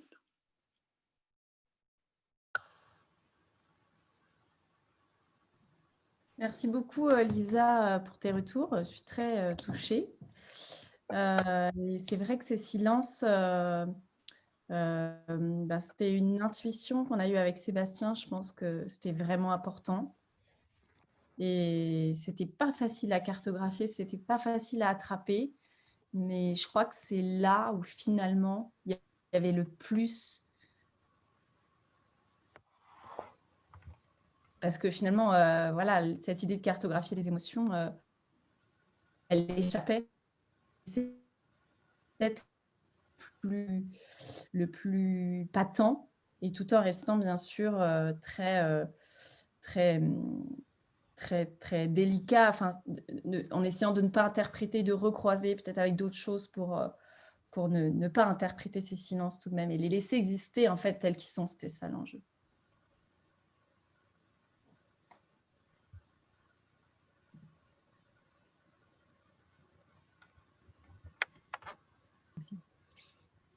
Moi, je veux bien poser une petite question. Vous m'entendez? Oui. Ouais. Alors, dans le prolongement un peu de ces réflexions sur les silences, j'évoquais là en introduction au tout début les travaux autour de la cartographie critique, et c'est notamment Brian Earley qui a beaucoup écrit autour du silence des cartes. Et j'étais assez frappé quand on regarde la partie web, ce que tu as présenté, Sébastien, que la retranscription écrite des entretiens au niveau des vidéos fait pas apparaître les hésitations ou justement les silences. Et donc, je me demandais si finalement il n'y avait pas aussi un enjeu pour vous à la fois dans la retranscription écrite, mais aussi dans votre retranscription cartographique, pour faire apparaître quelque part un blanc des cartes ou un silence qui pourrait apparaître dans les récits et qui est important parce qu'il peut traduire tout un tas d'éléments potentiellement intéressants. Ben, peut-être je peux réagir là-dessus. En fait, ça serait tout à fait possible de cartographier les blancs, juste les blancs, de voir où est-ce qu'ils se situent et de voir qu'est-ce qui vient après, puisqu'on peut sélectionner n'importe quel moment du texte et puis on pourrait avoir une catégorie qui s'appelle blanc. Et puis on pourrait les faire apparaître de manière systématique. Alors, ils ne seraient pas nécessairement associés à des lieux, ça serait plus dans le récit où on pourrait les voir apparaître. Après, le problème un peu avec ce type d'approche cartographique que j'ai présenté, c'est que le récit doit être approché comme étant cartographiable. Et donc, il y a un certain nombre de choses. Je te vois, Mathieu, je pense que tu as reçu un truc assez drôle dans ton message. Mais le blanc de la carte, c'est... Les moments de blanc ne sont pas nécessairement associés à des lieux. C'est plus associé à des moments dans le récit. Donc, comme dans notre approche, la carte a une part importante, ce n'est peut-être pas nécessairement le meilleur endroit pour représenter ça. Je ne suis pas certain que la carte soit le bon endroit pour ça.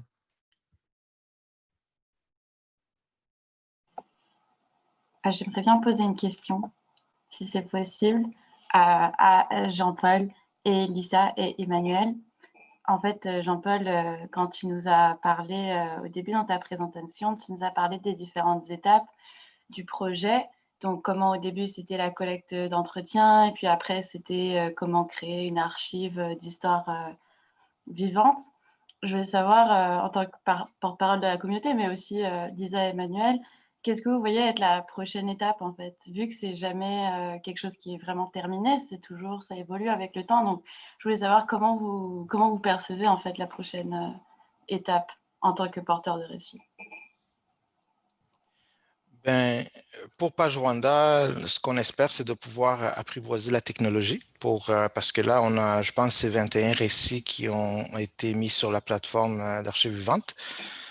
Comme Sébastien l'a dit, au départ, on avait collecté 87-89 témoignages et on a continué par après. Alors, nous, notre objectif, c'est de continuer cette collecte de témoignages-là et de pouvoir apprivoiser la technologie qui a été mise en place par Sébastien et son équipe pour pouvoir donc les ajouter au répertoire pour enrichir parce que chaque témoignage est unique et chaque témoignage contribue à enrichir l'histoire collective de ce génocide.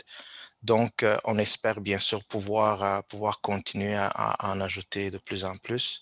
Et l'autre chose, c'est que, comme je l'ai dit un peu, on a l'espoir de pouvoir mettre sur place un centre de documentation et de recherche ici à Montréal. Et vous comprenez bien donc que ces témoignages, ça va être la pierre angulaire de ce centre-là. L'autre chose, c'est qu'il faut penser à la préservation. La technologie évolue très rapidement. Quand on a commencé, c'était les DVD qui étaient la technologie à ce moment-là. Maintenant, on est rendu ailleurs à moins de 10 ans. Donc, il faut qu'on puisse penser à où est-ce que la technologie s'en va et puis comment est-ce qu'on va pouvoir préserver ce qu'on a pour ne pas le perdre. Parce que s'il n'y a plus d'appareils qui jouent un DVD, ben, ça ne servira plus à rien. Et non seulement la préservation, mais aussi le partage. Parce que, encore une fois, notre objectif, c'est de pouvoir les rendre disponibles. Et quand on va dans les écoles pour présenter aux étudiants, mais on aimerait ne pas juste amener un appareil qui va jouer un DVD. On aimerait pouvoir les pointer à la plateforme, leur montrer ce qu'on veut leur montrer, mais après ça, les inciter à aller explorer les autres témoignages pour enrichir leur compréhension. Lisa, tu voulais participer? Oui, je voulais dire aussi qu'une des choses qui, moi, qui m'enchante, c'est qu'on travaille depuis 2011. On a commencé à parler avec nos enfants à l'intérieur de la communauté. Et donc, en 2011, on avait commencé à leur demander qu'est-ce qu'ils savent et qu'est-ce qu'ils aimeraient savoir sur le génocide. Et donc, depuis, ils posent des questions. Et chaque année, ils posent des questions et chaque année, ça change. Donc, ils grandissent et leur questionnement change. Et donc, ils nous provoquent avec leur questionnement. Hein. Ils nous demandent de nous positionner. Et ça, c'est quelque chose que je trouve très, très important pour nous de comprendre de quoi ont-ils besoin à différents moments de leur développement, et aussi cette idée de partager. L'autre chose qui est aussi liée à cette idée de partage, c'est de travailler, par exemple, en recherche-création. Moi, je travaille beaucoup avec la performance, le théâtre, et l'idée, c'est de travailler, de créer à partir de ces témoignages-là, soit une pièce, donc soit quelque chose qui est raconté, ou alors un jeu, donc quelque chose dans lequel ils peuvent participer. Donc comment rentrer et sortir de ces récits-là, et qu'est-ce qu'ils peuvent en prendre, qu'est-ce qu'ils veulent en prendre, et aussi qu'est-ce que les parents, quels sont les enjeux auxquels font face les parents, qui parfois ont et d'autres fois n'ont pas eu la possibilité encore de faire ce travail-là eux-mêmes. C'est pas tout le monde qui peut y aller, quoi, qui peut faire ce travail-là. Et donc ce travail-là, je le trouve très très satisfaisant. Merci beaucoup. Si je peux me permettre aussi de rajouter quelque chose, dans le sens où les récits évoluent avec le temps, en fait, quand on montre les cartes aux porteurs de récits.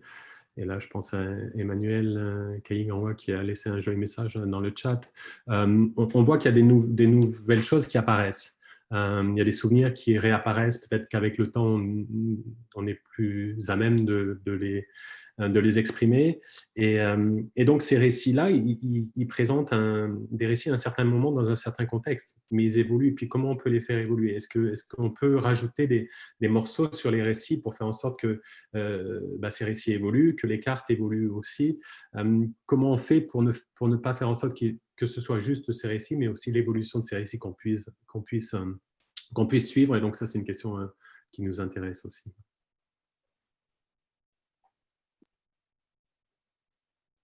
Moi, je trouve aussi que c'est le lien avec vous, avec la communauté qui est à préserver, à développer.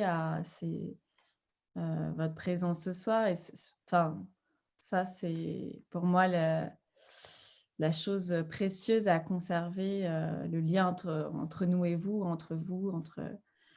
je trouve que c'est là justement, il se passe des choses dans ce lien, parce que ça laisse la possibilité d'évoluer, et c'est pas toujours facile à garder quand c'est le contexte pandémique, mais ouais, je trouve que ça reste des matériaux qui sont vivants parce que on vit avec, parce qu'on les partage en fait.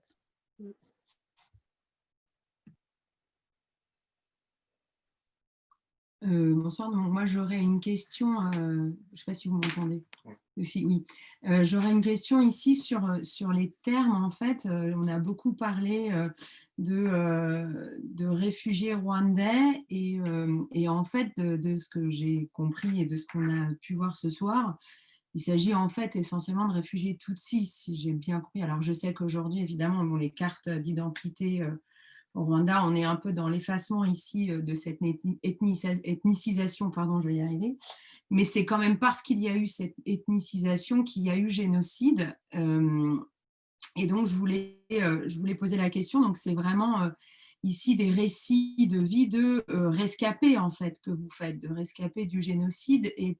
Et donc, il n'y a pas de... Et c'est vraiment une question, il n'y a pas du tout de récit, par exemple, de tueurs ou de bourreaux ici qui sont envisagés.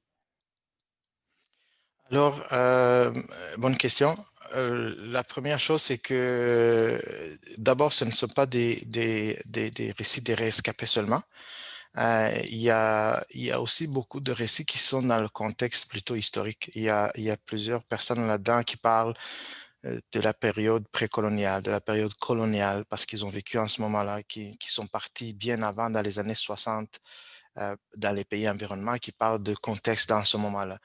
Et ce que ça donne un contexte plus élargi à la question qui est toujours posée, comment est-ce qu'on en est arrivé au génocide en 94? Il y a beaucoup de signes et d'actes précurseurs qui se sont passés et tout ça s'est cartographié là-dedans. D'ailleurs, une des choses qu'on a fait durant le projet, c'est il y a une séance qu'on a appelée le dialogue intergénérationnel. Et à partir de ce dialogue intergénérationnel, on a généré une sorte de ligne de temps où, à partir des témoignages des gens, où ils sont allés coller leurs témoignages en 1959, mais voici ce qui est arrivé à ma famille. En 1973, voici ce qui est arrivé à ma famille. Donc, on en a dégagé toute une ligne de temps qui parle des différents événements qui ont été marquants dans le parcours et tout ça. Donc, c'est pas juste les rescapés, c'est ça que je voulais dire, c'est le contexte est beaucoup plus large. L'autre chose, c'est que il n'y a pas juste des Tutsis. Emmanuel Habimana, dont Élise parlait tantôt, ce n'est pas un Tutsi, c'est un Hutu. Donc, il livre aussi son témoignage. Par contre, nous ne sommes pas allés vers les bourreaux et pour le moment, nous n'en avons pas l'intention. Donc, pour Page Rwanda, la mission jusqu'à aujourd'hui, c'est de collecter et de conserver les témoignages, surtout des rescapés, mais aussi d'autres personnes qui donnent le contexte autour du génocide.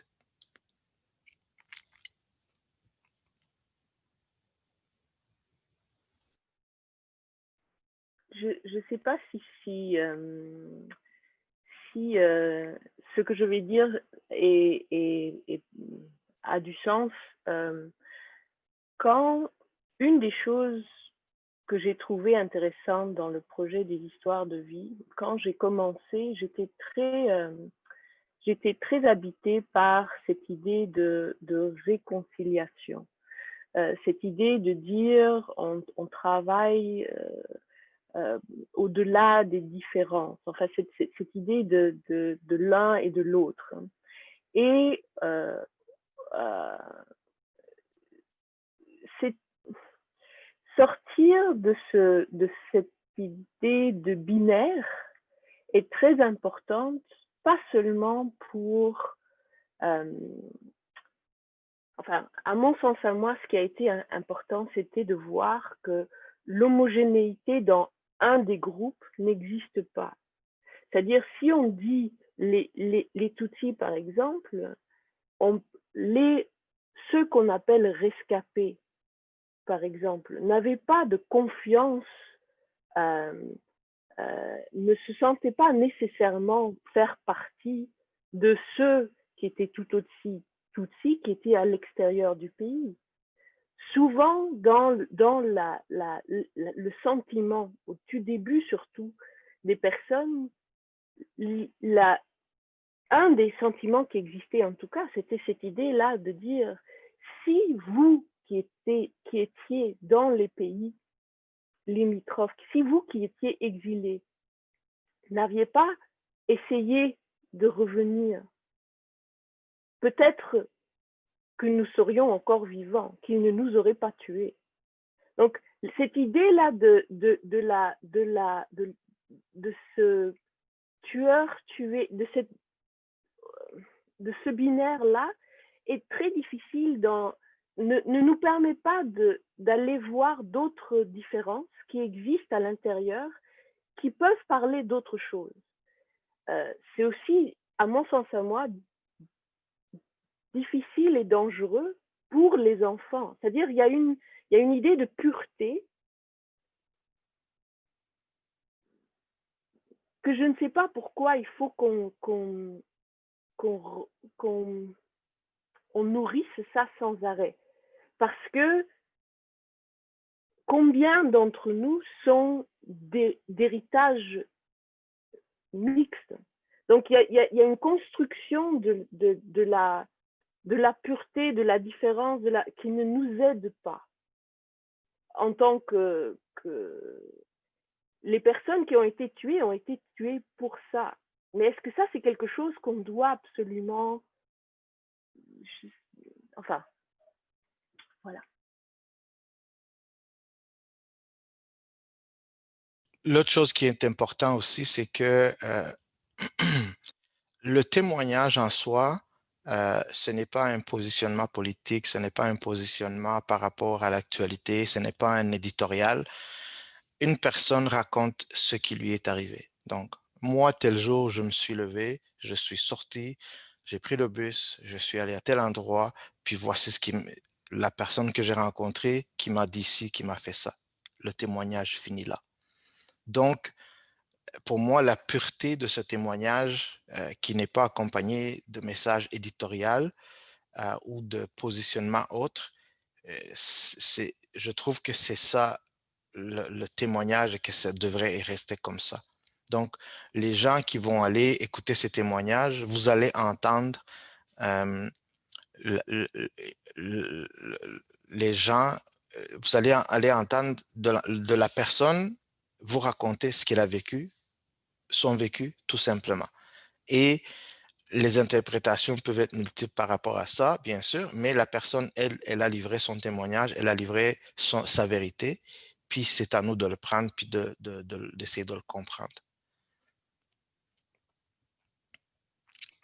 Oui, je vous remercie de votre réponse. C'est parce qu'ici, en France, on a effectivement un contexte particulier qui est lié aussi au rôle de la France au moment du génocide et qui fait qu'effectivement, un des combats, en tout cas un des enjeux, c'est déjà que le génocide rwandais soit plus une expression utilisée, mais qu'on parle bien de génocide Tutsi. Et c'est pour ça que la question quand on parlait de réfugiés rwandais, je voulais effectivement voir, même si évidemment l'essentialisation et l'ethnicisation ici sont évidemment des ennemis redoutables de la pensée, mais c'était voilà, pour un tout petit peu voir ces aspects-là sans cliver et sans évidemment schématiser à l'extrême et du coup enlever toute sa complexité à cette société rwandaise dans son entier, quoi. Oui, non, la question est définitivement très pertinente, effectivement.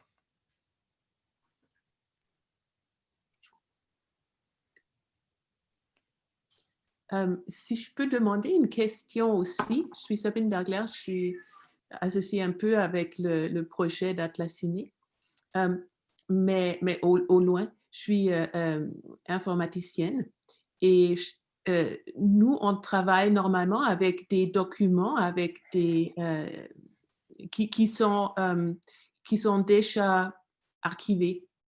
Nous, on fait juste marcher le logiciel là-dessus. Mais comme tout ce que vous avez dit, justement, moi, je trouverais ça intéressant parce que là, si ce n'est pas collectionné, on a perdu la possibilité. Si vous avez pensé à faire re-raconter les histoires à certaines des gens qui ont fait des récits. Parce que cet changement par le temps, non seulement de la mémoire à nous, mais aussi la perception politique, historique. Il y a une mode, comment on raconte même les émotions. Hein? Et comme chercheur, je trouverais ça très intéressant d'avoir des témoins mon français, pardonnez-moi, des témoins en des récits, et je trouve assez intéressant si peut-être il y aura qui voudront raconter leurs histoires.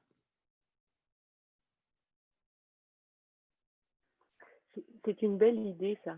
Je pense que même quelques-uns et quelques-unes des témoins, parce que ne sachant pas ce que c'est au début, on passe au travers le processus, et puis une fois qu'on a arrêté, il y a d'autres choses qu'on pourrait dire. Hein. Dès qu'on met sur pause, et je pense que effectivement, c'est une belle... on pourrait oui, puis on pourrait poser d'autres questions ou juste... oui, tout à fait.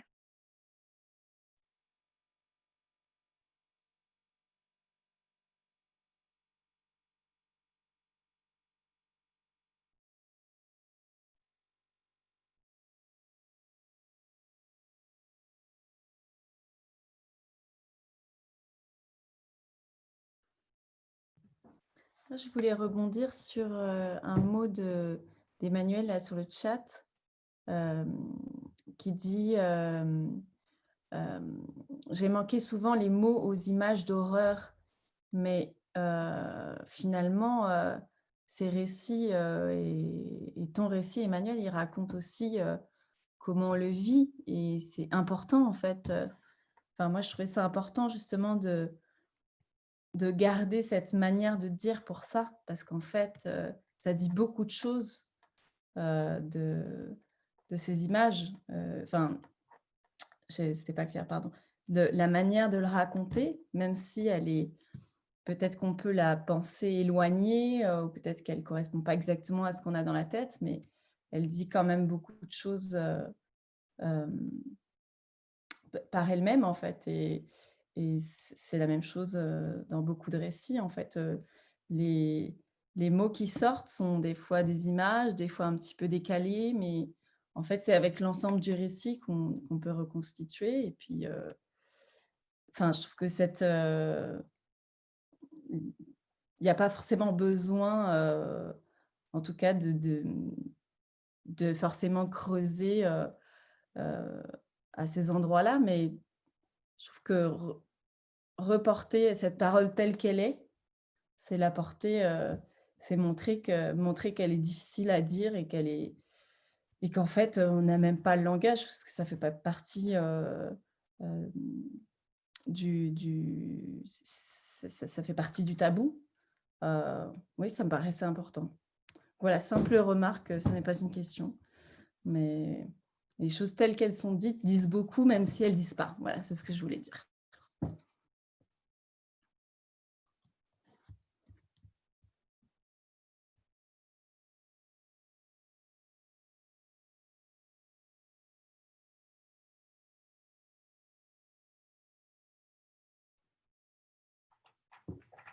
Est-ce qu'on a épuisé les questions, les commentaires? Est-ce qu'il y a d'autres choses qui veulent être dites? Moi, je veux bien faire un commentaire, mais bêtement géographique, hein, je vous préviens tout de suite. Donc, c'était aussi pour rebondir sur cette idée des mots qui manquent, parce que au fond, qu'est-ce que fait la cartographie d'Élise? C'est qu'elle elle permet de faire exister quelque chose qui est en creux dans le discours, hein, en le mettant quelque part dans un dessin. C'est-à-dire qu'elle donne une forme. Il y a toute cette idée que pour que les choses existent, pour que les idées existent, il faut qu'elles prennent forme. Ça renvoie à des questions sur la matérialité qu'on travaille aussi par ailleurs. Et ce que je trouve vraiment intéressant dans cette cartographie, c'est qu'elle joue son rôle dans ce travail de la mémoire et de lui donner sens.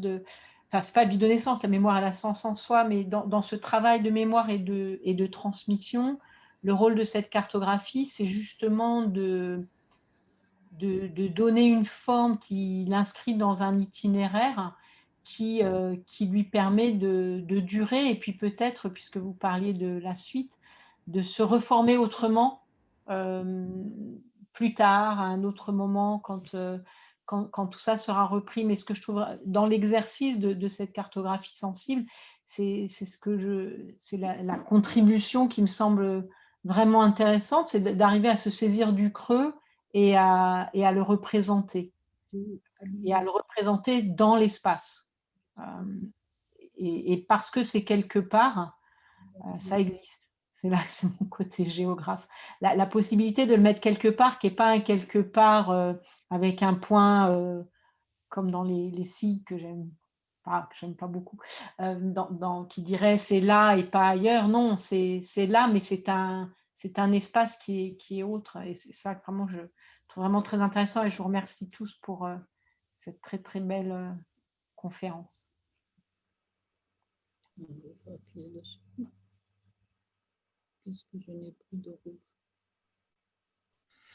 J'aimerais aussi ajouter un petit point à la question de Léa un peu plus tôt à propos des prochaines étapes.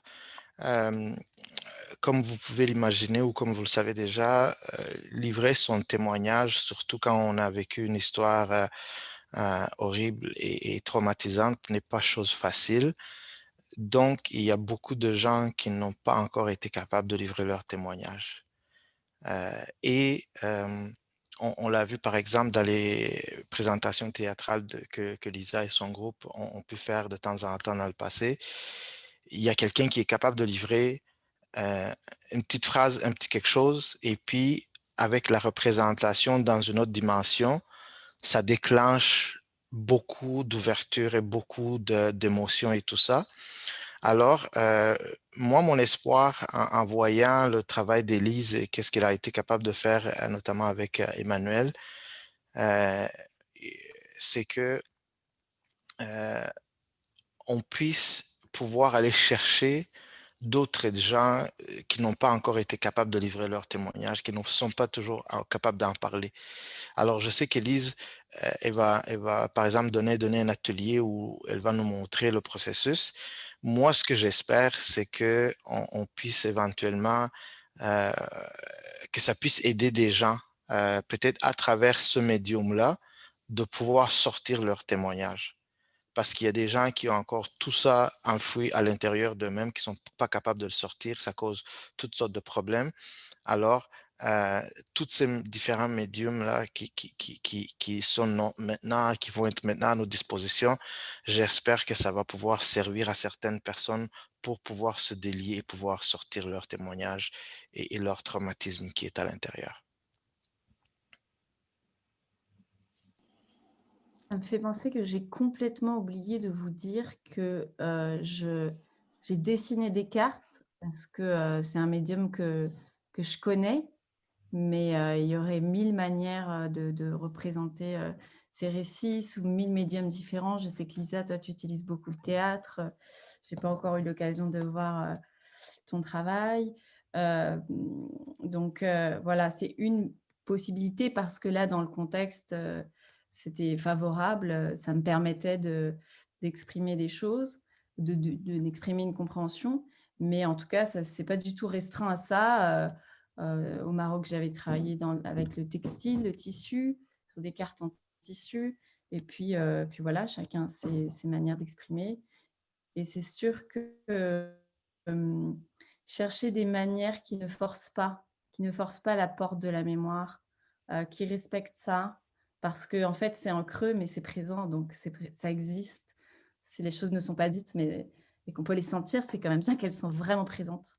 Donc, je serais ravie avec vous de chercher des alternatives. Je suis loin d'avoir toutes les réponses, mais on peut creuser peut-être des cartes immatérielles aussi, performatives, je ne sais pas, théâtrales. Enfin, voilà, il y a plein de possibilités, mais voilà, j'avais prévu de le dire dans ma présentation, puis c'est passé entre deux informations.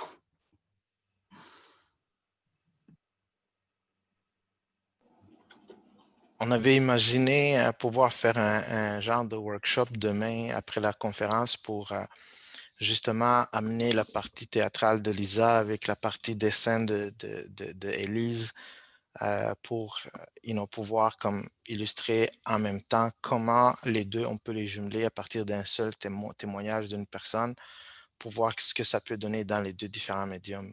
Malheureusement, avec la situation de la COVID, ça n'a pas été possible de pouvoir le faire, mais on avait imaginé une idée comme ça, là, qu'on pourrait peut-être le faire dans un workshop pour pouvoir vraiment faire les deux en même temps au fur et à mesure que quelqu'un livre une partie de son témoignage pour voir tout ça représenté. Mais malheureusement, ça n'a pas été possible. Peut-être un projet futur, je suis partante, s'il y a quelque chose qui se monte.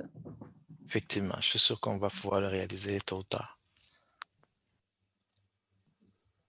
Je voulais juste dire qu'il y a une question dans le chat, si quelqu'un voudrait y répondre. Peut-être je peux y répondre. Au revoir Lisa, merci beaucoup. Je vois que tu dois t'en aller, merci. Donc, complémentarité entre les cartes mentales, en fait, on n'a pas vraiment discuté de ça.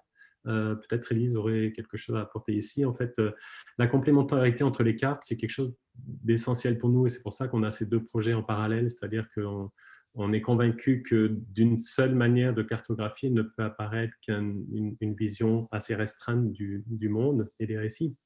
Et donc, en multipliant les représentations, on va avoir des choses relativement différentes. Et donc, mais ça, c'est donc entre ces deux approches qui sont vraiment différentes entre celle d'Élise et de la Tassinée, mais qui, à mon avis, sont complémentaires parce qu'on voit des choses avec l'autre. Est-ce que tu peux fermer ton micro, s'il te plaît? T'inquiète, papa, t'abuses pas, quoi. Tu peux mettre un chou là. J'arrive, je vais me changer. Les cartes mentales, c'est pas quelque chose qu'on a abordé, mais c'est peut-être quelque chose qui pourrait être intéressant. C'est un peu vers ça, il me semble, que le commentaire de Jean-Paul allait, c'est-à-dire trouver d'autres moyens d'exprimer certains de ses souvenirs. Et notamment, si c'est trop difficile avec des mots, c'est peut-être plus facile avec des cartes mentales. On avait fait des exercices comme ça il y a quelques années, et notamment avec différentes personnes réfugiées à Montréal. Et puis, une personne avait choisi la danse, par exemple, pour exprimer son rapport au lieu et au corps, parce que c'était le meilleur moyen de s'exprimer. Donc, peut-être les cartes mentales, peut-être possibilités, il y a beaucoup de choses à explorer.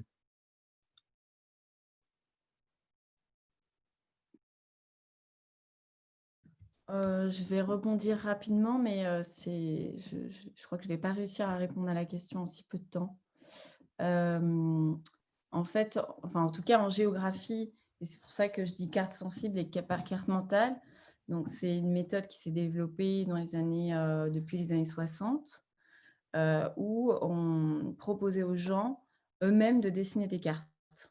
Donc, la cartographie sensible que je pratique est complètement inspirée de ça et complètement imprégnée de ça, parce qu'il y avait à cette époque ce désir d'inclure les gens, de travailler sur leur perception, et il y avait ce désir en fait en tout cas le constat que la carte classique, elle ne pouvait pas répondre forcément à la compréhension des perceptions des gens. Et puis, moi, l'écart quand même que j'ai compris en fait dans la cartographie sensible avec la cartographie mentale, c'est qu'il manque à la carte mentale une réflexion sur la création, sur le geste d'expression, qui fait que beaucoup de retours en fait sur les cartes mentales ont été donnés, beaucoup dans les enquêtes en fait. Il y a des gens qui ne peuvent pas dessiner. Donc, comment on fait pour inclure les gens qui ne veulent pas dessiner, qui disent qu'ils ne savent pas dessiner, on le comprend. Donc, il y avait beaucoup ces écueils-là, et moi, je pense que ça vient du manque de prise en compte de l'expression, et il manque peut-être cet apport de l'art, de l'esthétique, voilà, mais c'est trop court pour développer.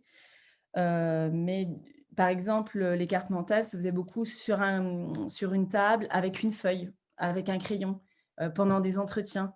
Mais en fait, si on vous met une feuille sous les yeux, ça peut être très déstabilisant comme ça, de dessiner un espace. Ça peut être très facile, peut-être pour certaines personnes, et pas forcément pour d'autres.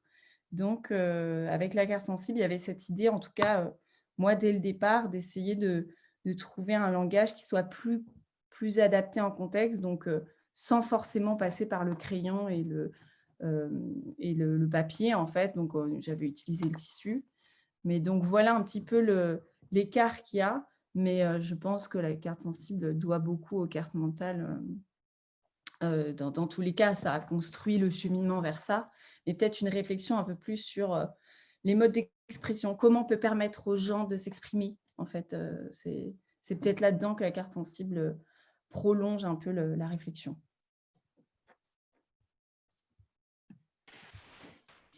Merci beaucoup. Il est maintenant 8h moins 5, je pense, en France. Il est en tout cas 2h moins 5 ici à Montréal. Mes étudiants ont un examen dans 5 minutes, donc moi je vais devoir quitter, mais c'est peut-être le bon moment pour terminer cette session. Est-ce que quelqu'un a quelque chose à dire avant qu'on termine? Mathieu, est-ce que tu veux avoir le mot de la fin?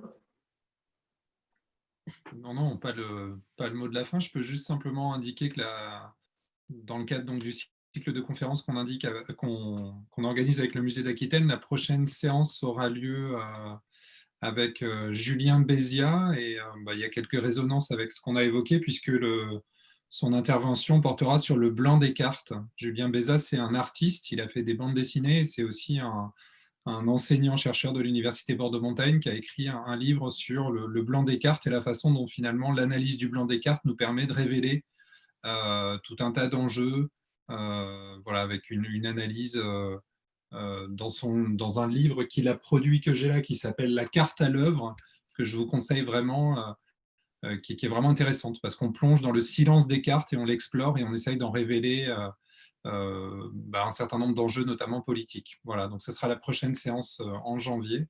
Et pour finir, je voulais vraiment vous remercier pour ces 2 heures. Merci beaucoup à tous et à toutes. Merci. Pour ceux qui sont inscrits pour l'atelier de demain, on se retrouve, on fait un atelier avec les 2 approches qu'on a présentées. Merci beaucoup au Fourspace pour leur accueil, pour la technologie. Ça s'est super bien passé. Merci. Au revoir à tout le monde. Merci beaucoup. Au revoir. Merci. Au revoir.